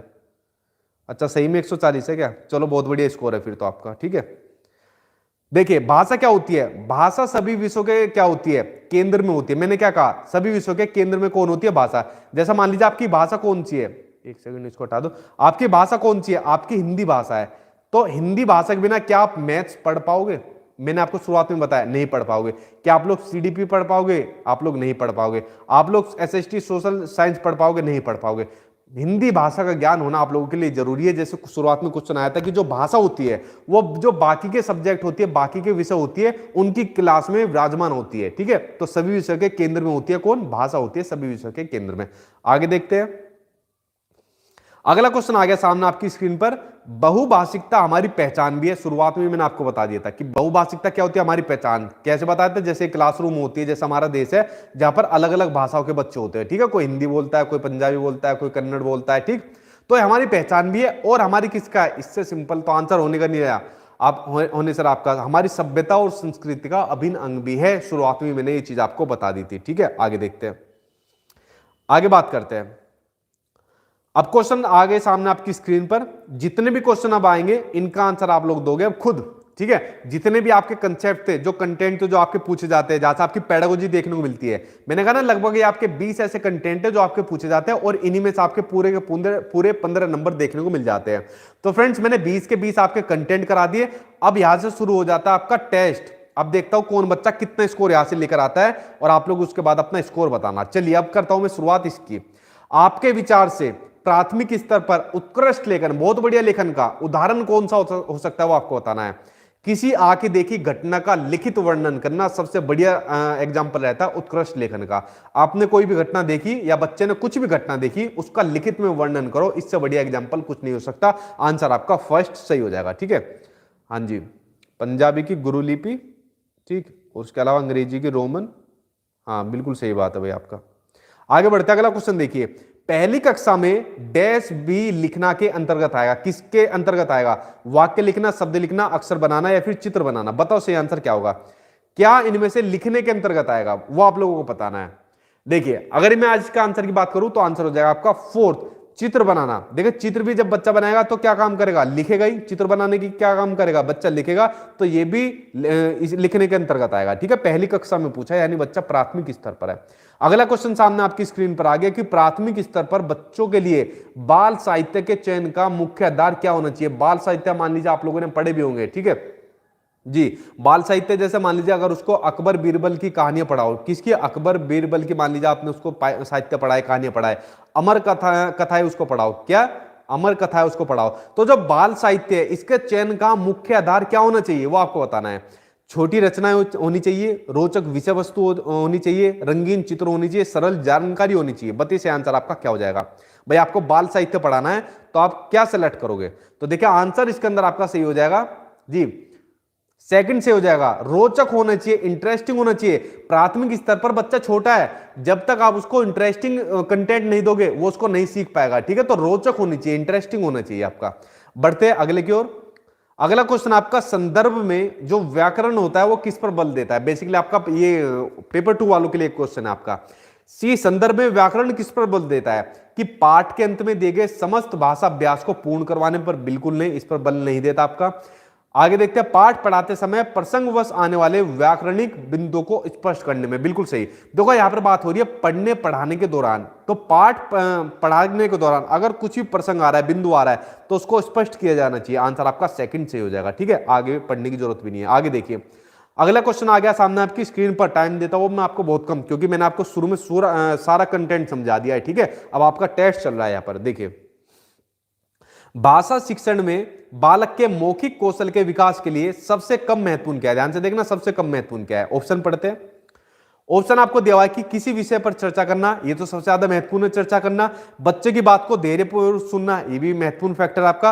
प्रश्नों के उत्तर पूछना, प्रश्नों के उत्तर पूछना, ठीक है, उत्तर पूछना महत्वपूर्ण हो जाएगा। चलो इसको भी थोड़ा मानते हैं। अपनी बात कहने का पूरा मौका देना, देखो तीनों के तीनों तो आपके क्या है, महत्वपूर्ण है, लेकिन प्रश्नों के उत्तर पूछना कि खाली क्वेश्चन पूछा उत्तर पूछा, ये आपका इतना नहीं हो पाएगा, नेगेटिव हो जाएगा आपका। तो आंसर आपका थर्ड आंसर आपका सही हो जाएगा इसके अंदर, ठीक। आई होप आप लोग इसको समझ गए होंगे। आगे देखते हैं, अगला क्वेश्चन पढ़ते हैं। बताइए अगले क्वेश्चन का सही आंसर। प्राथमिक स्तर पर बच्चों की पठन क्षमता, यानी जो बच्चे की जो पढ़ने की जो क्षमता होती है, उसका आकलन करना है आप लोगों को, कि देखो बच्चा कितना स्पीड से इसको पढ़ता है, किस तरीके से इसको पढ़ता है, तो किस प्रकार की सामग्री सर्वाधिक महत्वपूर्ण रहेगी। अब आपका ये क्वेश्चन आएगा आपका टेलम से। देखो हमारी क्लासरूम के अंदर हमारी मैडम या सर क्या काम करते थे, ओए खड़ा हो गए जरा, एक काम कर, ये वाला लेसन पढ़ना शुरू कर दे, ऐसे बोलते थे ना। और फिर हम उसके बाद मैं अपना पढ़ना शुरू कर देते थे, ठीक है। बाकी बच्चे आराम से शोर मचा रहे हैं, बैठ रहे हैं, कोई मतलब नहीं। तो क्या हो रहा है, वो मैडम हमारा आकलन नहीं कर रही। अगर वही मैडम हमको सीरियसली पढ़ने के लिए कहे और हमारा आकलन करना चाहे, तो बताओ वो किस टीएलएम का यूज कर सकते हैं जो महत्वपूर्ण रहेगा। अब देखते हैं, ऑप्शन पढ़ते हैं। आतंकवाद पर आधारित निर्भर, देखो बात प्राथमिक स्तर पर हो रही है, तो बच्चों को आतंकवाद से कोई भी मतलब नहीं है। बाल साहित्य की कोई भी संवादात्मक कहानी, बिल्कुल सही हो जाएगा। जैसे मैंने आपको बताया कि बाल साहित्य से संबंधित कोई भी कहानी बता दो, जैसे उसको अकबर बीरबल की कहानी बता दो, तो आंसर आपका सेकंड सही हो जाएगा। पढ़ने वाला भी इंटरेस्ट लेगा और पढ़ाने वाला भी इंटरेस्ट लेगा, ठीक। आगे बढ़ते हैं, अगला देखते हैं। अगला आपका कि क्लास में कुछ बच्चे लिखते समय वर्तनी संबंधी त्रुटियां करते हैं। जैसा आप लोगों ने देखा भी होगा, मेरी राइटिंग भी खराब ही है तो लिखते समय वर्तनी अशुद्धियां कर रहे हैं, गलतियां कर रहे हैं। तो एक भाषा शिक्षक के रूप में आप क्या काम करोगे, आप लोगों से क्वेश्चन है जो आप लोग टीचर बनने वाले हो। और देखो ध्यान से पढ़ना, त्रुटियां क्या आ गया यहाँ पर, त्रुटियां यानी कि आ गया आपका एरर। तो एरर को क्या माना है, इनसे अपने एरर को क्या माना है, बड़ा ही महत्वपूर्ण माना है। और ठीक है, हमेशा बच्चे की गलतियों को महत्वपूर्ण मानना है। जब तक गलतियों का बारे में पता नहीं चलेगा, जब तक समाधान नहीं हो पाएगा। तो अगर बच्चा गलतियां कर रहा है, तो भाषा शिक्षक के रूप में आप क्या काम करोगे। अब इसका आंसर आप लोग बताइए। ऑप्शन पढ़ते हैं। शब्दों का सही रूप लिखते हुए बच्चों को दोनों तरीके के शब्दों का अवलोकन करके अंतर पहचानने का अवसर देंगे, बिल्कुल सही बात है भाई। पहले क्या काम करेंगे, अगर लिखते समय वर्तनी कुछ गलती कर रहा है लिखते समय, मान लीजिए वो सचिन की जगह इस तरीके से सचिन लिख रहा है, तो क्या काम करेंगे एज ए टीचर, सही रूप लिखेंगे कि बेटा ऐसा नहीं होता, ऐसे लिखा जाता सही। और फिर दोनों के शब्दों का अवलोकन करके अंतर पहचानने को कहेंगे कि बेटा देखो यहां पर आपने बड़ी की मात्रा लगा दी, आपको छोटी की मात्रा लगानी चाहिए थी, ठीक है। तो आंसर आपका पहला सही हो जाएगा। क्या नहीं करोगे, उन्हें सख्त निर्देश देंगे। ऐसा क्या बताया था मैंने, आपके नेगेटिव होते हैं, आपको बच्चों को कोई सख्त निर्देश पनिशमेंट नहीं देनी, उनकी त्रुटियों पर बिल्कुल भी ध्यान नहीं देंगे। ये तो निकम्मे टीचरों का हाल होता है, आपको ऐसा काम नहीं करना, उनकी त्रुटियों पर बिल्कुल ध्यान देंगे। आपके बड़ी महत्वपूर्ण होती है, त्रुटियां होती है, उनसे शब्दों को 20 बार लिखने के लिए कहेंगे। ऐसा तो हमारे टीचर करवाते थे हमसे, ठीक है, कि एक बार कुछ गलती हो गई, एक काम कर घर से 20 बार 50 बार लिख कर आइयो कल याद से, ठीक है, नहीं लिख कर लाया तो तुझे तोड़ दूंगा, तोड़ दूंगी, ठीक है। ये काम भी नहीं कराना, क्योंकि आपको एक आदर्श शिक्षक बनना है। आंसर आपका पहला सही हो जाएगा, ठीक है। आगे बढ़ते हैं। अगर आपको दिया हुआ है कि पाठ में दिए गए चित्रों, मैंने आपको शुरुआत में बता दिया, जो पाठ में यानी जो बच्चे की पाठ्य पुस्तक होती है उसमें कार्टून वगैरह दिए होते हैं, विज्ञापन वगैरह दिए होते हैं, तो इनका क्या उद्देश्य होता है। मैंने आपको शुरू में कंटेंट के बारे में बताया। ऑप्शन पढ़ते हैं। देखिए, जो चित्र होते हैं वो अमूर्त संकल्पनाओं यानी जो एब्स्ट्रैक्ट कंसेप्ट होते हैं उनको समझने में सहायता करते हैं। बिल्कुल सही बात है भाई, आपका आंसर फर्स्ट सही हो जाएगा। मान लीजिए बच्चों को आपने देखा होगा कुछ भी ट्रैफिक रूल जो होते हैं, ठीक है, ट्रैफिक रूल आपने देखा होगा बच्चे की किताबों के अंदर दिया हुआ है, तो वहां पर ट्रैफिक रूल के वहां पर कार्टून आपको कुछ इमेज वगैरह देखने को मिल जाती है। तो इनके माध्यम से बच्चों को हम चीजें सिखा सकते हैं, उन बातों को जिनको बच्चा नहीं देख पाता, ठीक है। तो अमूर्त संकल्पनाएं जो भी होगी उनको सिखाने में महत्वपूर्ण होते हैं जो चित्र होते हैं, ठीक है। आपका पहला सही हो जाएगा। आगे बढ़ते हैं, अगला क्वेश्चन देखते हैं। आप छठी कक्षा के बच्चों के लिए हिंदी भाषा सीखने सिखाने की किस पद्धति का समर्थन करोगे? बताओ भाई, किसका समर्थन करोगे आप लोग? 6 बजे आपको आना है, कल की मैथ्स की न्यूमेरिकल क्लास में आपको 6 बजे आना है, ठीक है। पहले आप लोग इसका आंसर बताओ, किसका समर्थन करोगे? जिसमें बच्चे परस्पर अंतर क्रिया करते हैं, बिल्कुल सही बात है भाई, इसी का समर्थन करेंगे कि जिसमें बच्चे आपस में परस्पर अंतर क्रिया करते हैं, यानी एक दूसरे से इंटरेक्ट होकर चीजें सीखते हैं, तो इसका समर्थन हम लोग करेंगे कोई भी भाषा सिखाने के लिए, चाहे हिंदी हो चाहे कोई भी भाषा हो। देखो यहां पर केवल मिल गया नेगेटिव, जिसमें बच्चों को बोलने के अवसर मिले, ये इतना पॉजिटिव नहीं, जिसमें बच्चों को पाठ्य पुस्तक बिल्कुल ना पढ़नी हो, ऐसा तो आपको आंसर देना ही नहीं है, ठीक है। अपने आपको सुपरमैन मानना है आपको, ठीक है। अगला क्वेश्चन पढ़ते हैं। अगला क्वेश्चन आपको दिया हुआ है कि प्राथमिक स्तर पर बच्चों की भाषा शिक्षा के संदर्भ में निम्नलिखित में से कौन सा कथन असत्य है? ध्यान से पढ़ना, कौन सा कथन सही नहीं है वो आपसे पूछा है। चलो भाई ऑप्शन पढ़ लेते हैं। सुधार के नाम पर की जाने वाली टिप्पणियों व निरर्थक अभ्यास से बच्चों में अरुचि उत्पन्न हो सकती है, यानी इंटरेस्ट जो है ना उनमें चला जाएगा। नेगेटिव आपका, ये क्या आपका नहीं आपका असत्य पूछा ना, तो पॉजिटिव हो जाएगा कि सुधार के नाम पर की जाने वाली जो टिप्पणियां होती है और जो निरर्थक अभ्यास होते हैं, ठीक है, बिल्कुल सही बात है, अरुचि उत्पन्न होती है। ये पहला ऑप्शन सही है इसमें। अगर हम ऐसी टिप्पणियां करेंगे, निरर्थक अभ्यास करेंगे जिसका कोई मतलब ही नहीं है, तो बच्चे में इंटरेस्ट तो होने से रहा, ठीक है, तो ये वाली बात तो सही है। बच्चे समृद्ध भाषा परिवेश में सहज और स्वतः रूप से भाषा में परिमार्जन कर लेंगे, यानी भाषा को सीख लेंगे, ये वाली बात भी बिल्कुल सही है। आगे देखते हैं। बच्चे भाषा की जटिल और समृद्ध संरचनाओं के साथ विद्यालय में आते हैं, जो मैंने आपको शुरू में ही बता दी थी, इसलिए बच्चों को आपको कोरी कागज के समान नहीं मानना। और बच्चों की भाषा संकल्पनाओं और विद्यालय में प्रचलित भाषा परिवेश में विरोधाभास ही, देखो आपको क्या देखने को मिल गया, ही, यहां ये जहां पर आपको देखने को मिल जाए समझ जाना आपका नेगेटिव है। कि बच्चे की जो भाषा होती है, मान लीजिए बच्चे की कोई भी भाषा हो, मातृभाषा हो, और जो स्कूल की जो भाषा होती है, मैंने क्या बताया, इनमें आपस में संबंध होता है, ठीक है, समरूप होती है, संबंध में होता है, ठीक है, तो विरोधाभास आपको देखने को नहीं मिलेगा। समझ गए आप लोग इसको? चलिए आगे देखते हैं।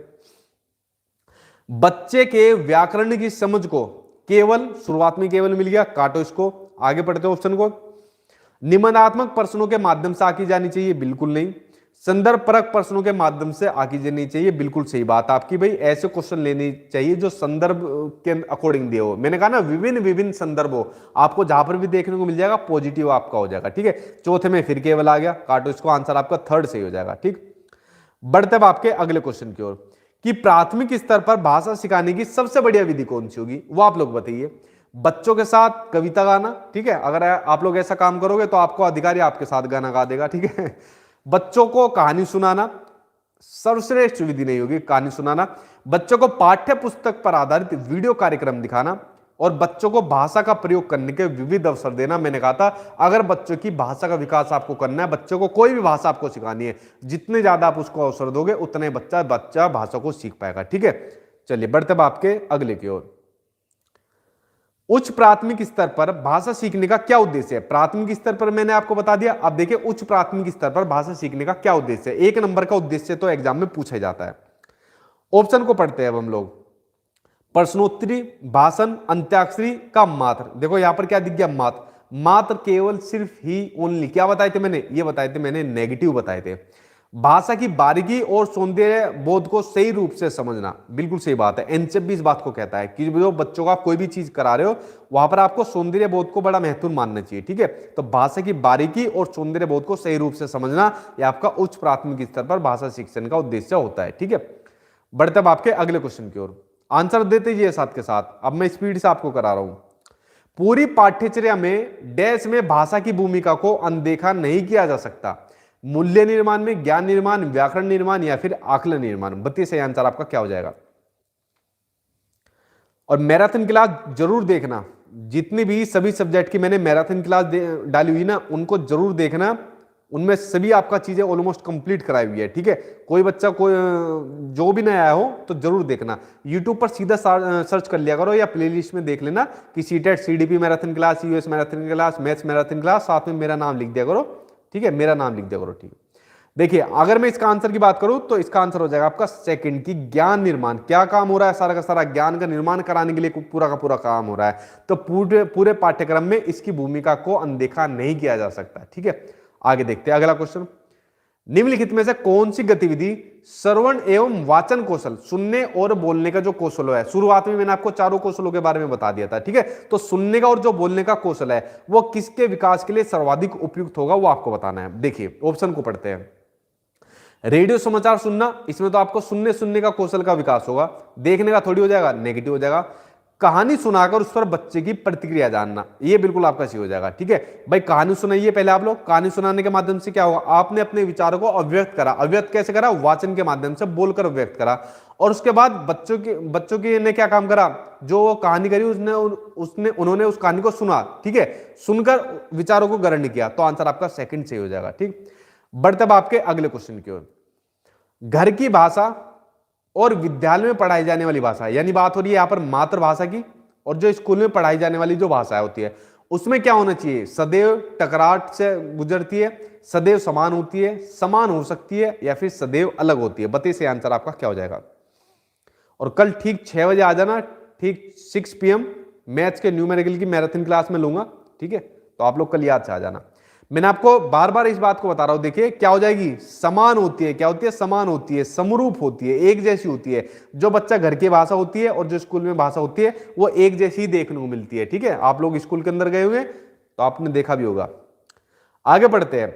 उच्च प्राथमिक स्तर पर भाषा सीखने में पाठ्य पुस्तकों के अलावा कौन सी संसाधन सामग्री सबसे महत्वपूर्ण होगी। भाई पाठ्य पुस्तक तो महत्वपूर्ण होती है, लेकिन इसके अलावा कौन सी सामग्री महत्वपूर्ण होगी। अब पढ़ते हैं ऑप्शन को।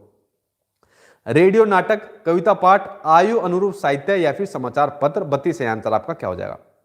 देखिए बात हो रही है उच्च प्राथमिक स्तर पर, अगर भाषा सिखानी है उसको तो पाठ्य पुस्तक तो जरूर चाहिए, लेकिन अगर मैं बात करूं संसाधन सामग्री तो वो उनकी एज के अकॉर्डिंग साहित्य होनी चाहिए, आयु के अनुरूप साहित्य होनी चाहिए। जैसे मान लीजिए छोटे बच्चों को छोटी छोटी कहानियां पसंद है, लोमड़ी की, गिलहरी की, ठीक है, उसको उसकी क्या नाम है, कछुए की, खरगोश की, ये कहानियां पसंद होती है। किस पर, ये होती है प्राथमिक लेवल पर, प्राइमरी लेवल पर। लेकिन जो बड़े बच्चे होते हैं वहां पर उनको बाल साहित्य ऐसे कराना चाहिए जो उनकी एज के अकॉर्डिंग हो। अगर आप छोटे बच्चों को बड़े वालों के बाल साहित्य समझाओगे उनकी समझ में आएगा ही नहीं कुछ भी, ठीक। तो आपको किसका होना चाहिए, थर्ड आंसर आपका सही हो जाएगा, उनकी आयु अनुरूप साहित्य होना चाहिए पाठ्य पुस्तकों के अलावा।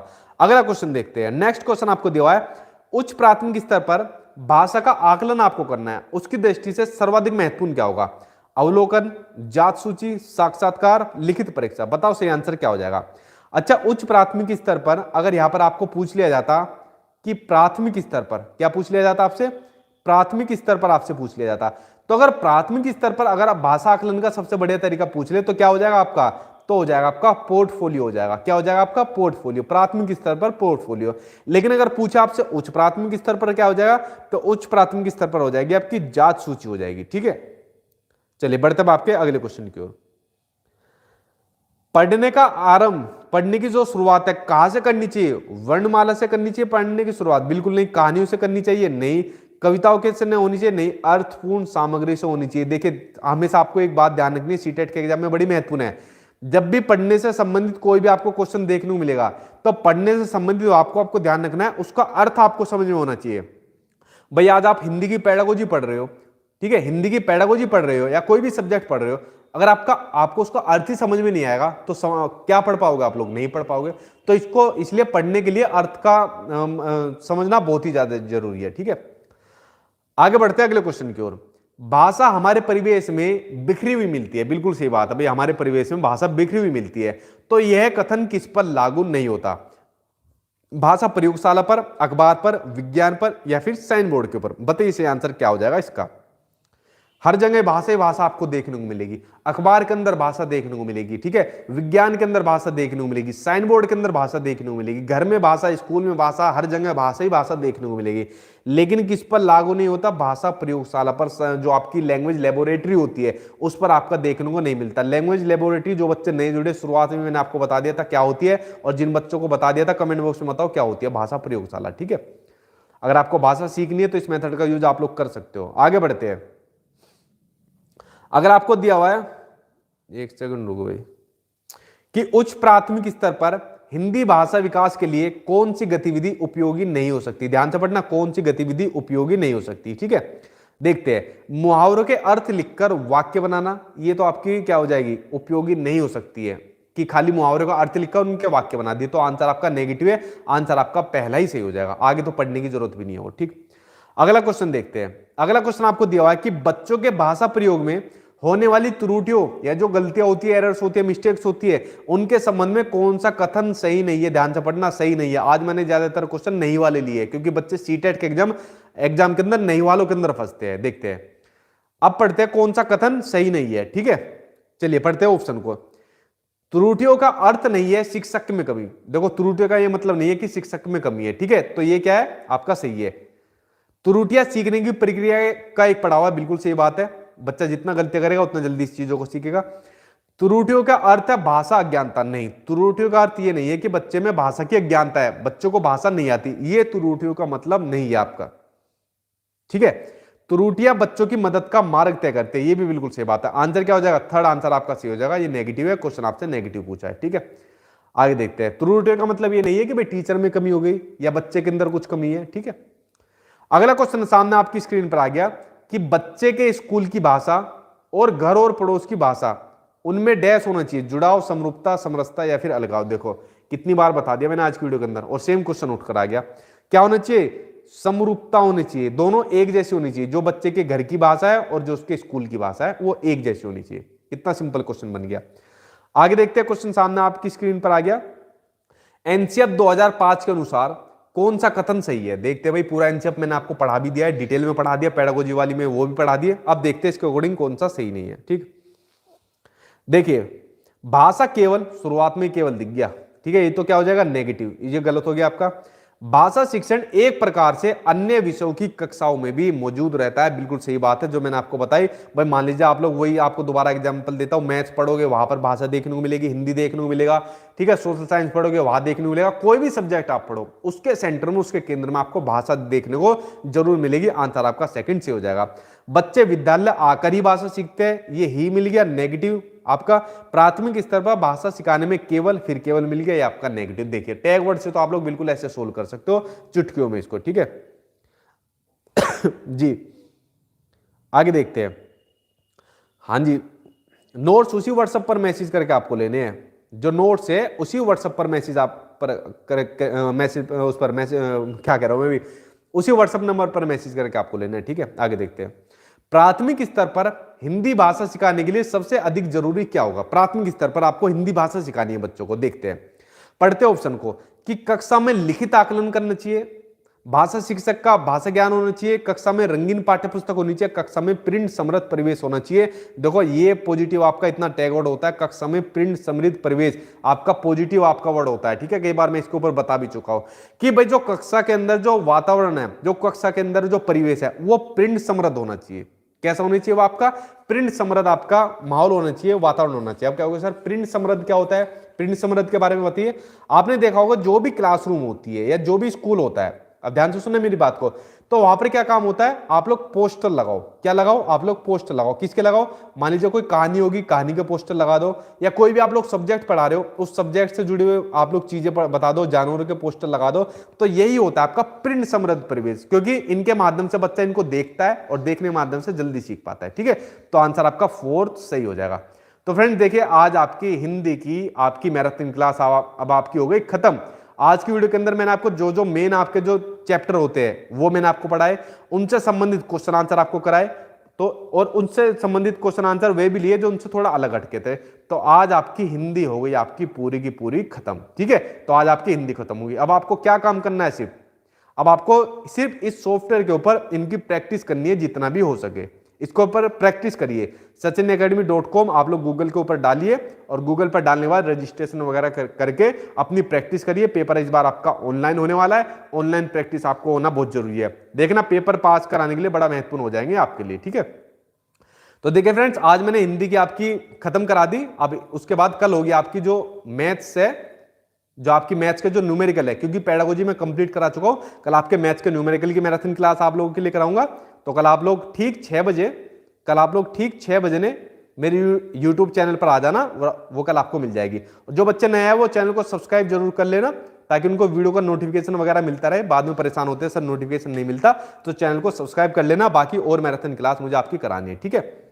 तो चलिए फ्रेंड्स, आज की वीडियो इतनी थी, आई होप आपको समझ में आ गई होगी। तो मैंने आपको बता दिया, सॉफ्टवेयर के ऊपर प्रैक्टिस करिए। जो भी आपको कुछ पूछना है या फिर जो आपको नोट्स लेने हैं, तो नोट्स आपको सिर्फ इसी नंबर पर लेने हैं, इसके अलावा और किसी नंबर पर नहीं लेने। मैराथन वीडियो देख लो, इन नोट्स को पढ़ लो, नोट्स को तो अच्छी तरीके से रट डालो, ठीक है। और प्रैक्टिस करो ऑनलाइन, आपका पेपर देखना कितने अच्छे नंबर से पास करोगे आप लोग, इतना मैं आपको भरोसा दिलाता हूं, ठीक। तो चलिए फ्रेंड्स, कल मिलता हूं ठीक 6 बजे आपको मैथ्स के न्यूमेरिकल के साथ। तब तक आप लोग पढ़ते रहिए, अपना ध्यान रखना। Good night, take care.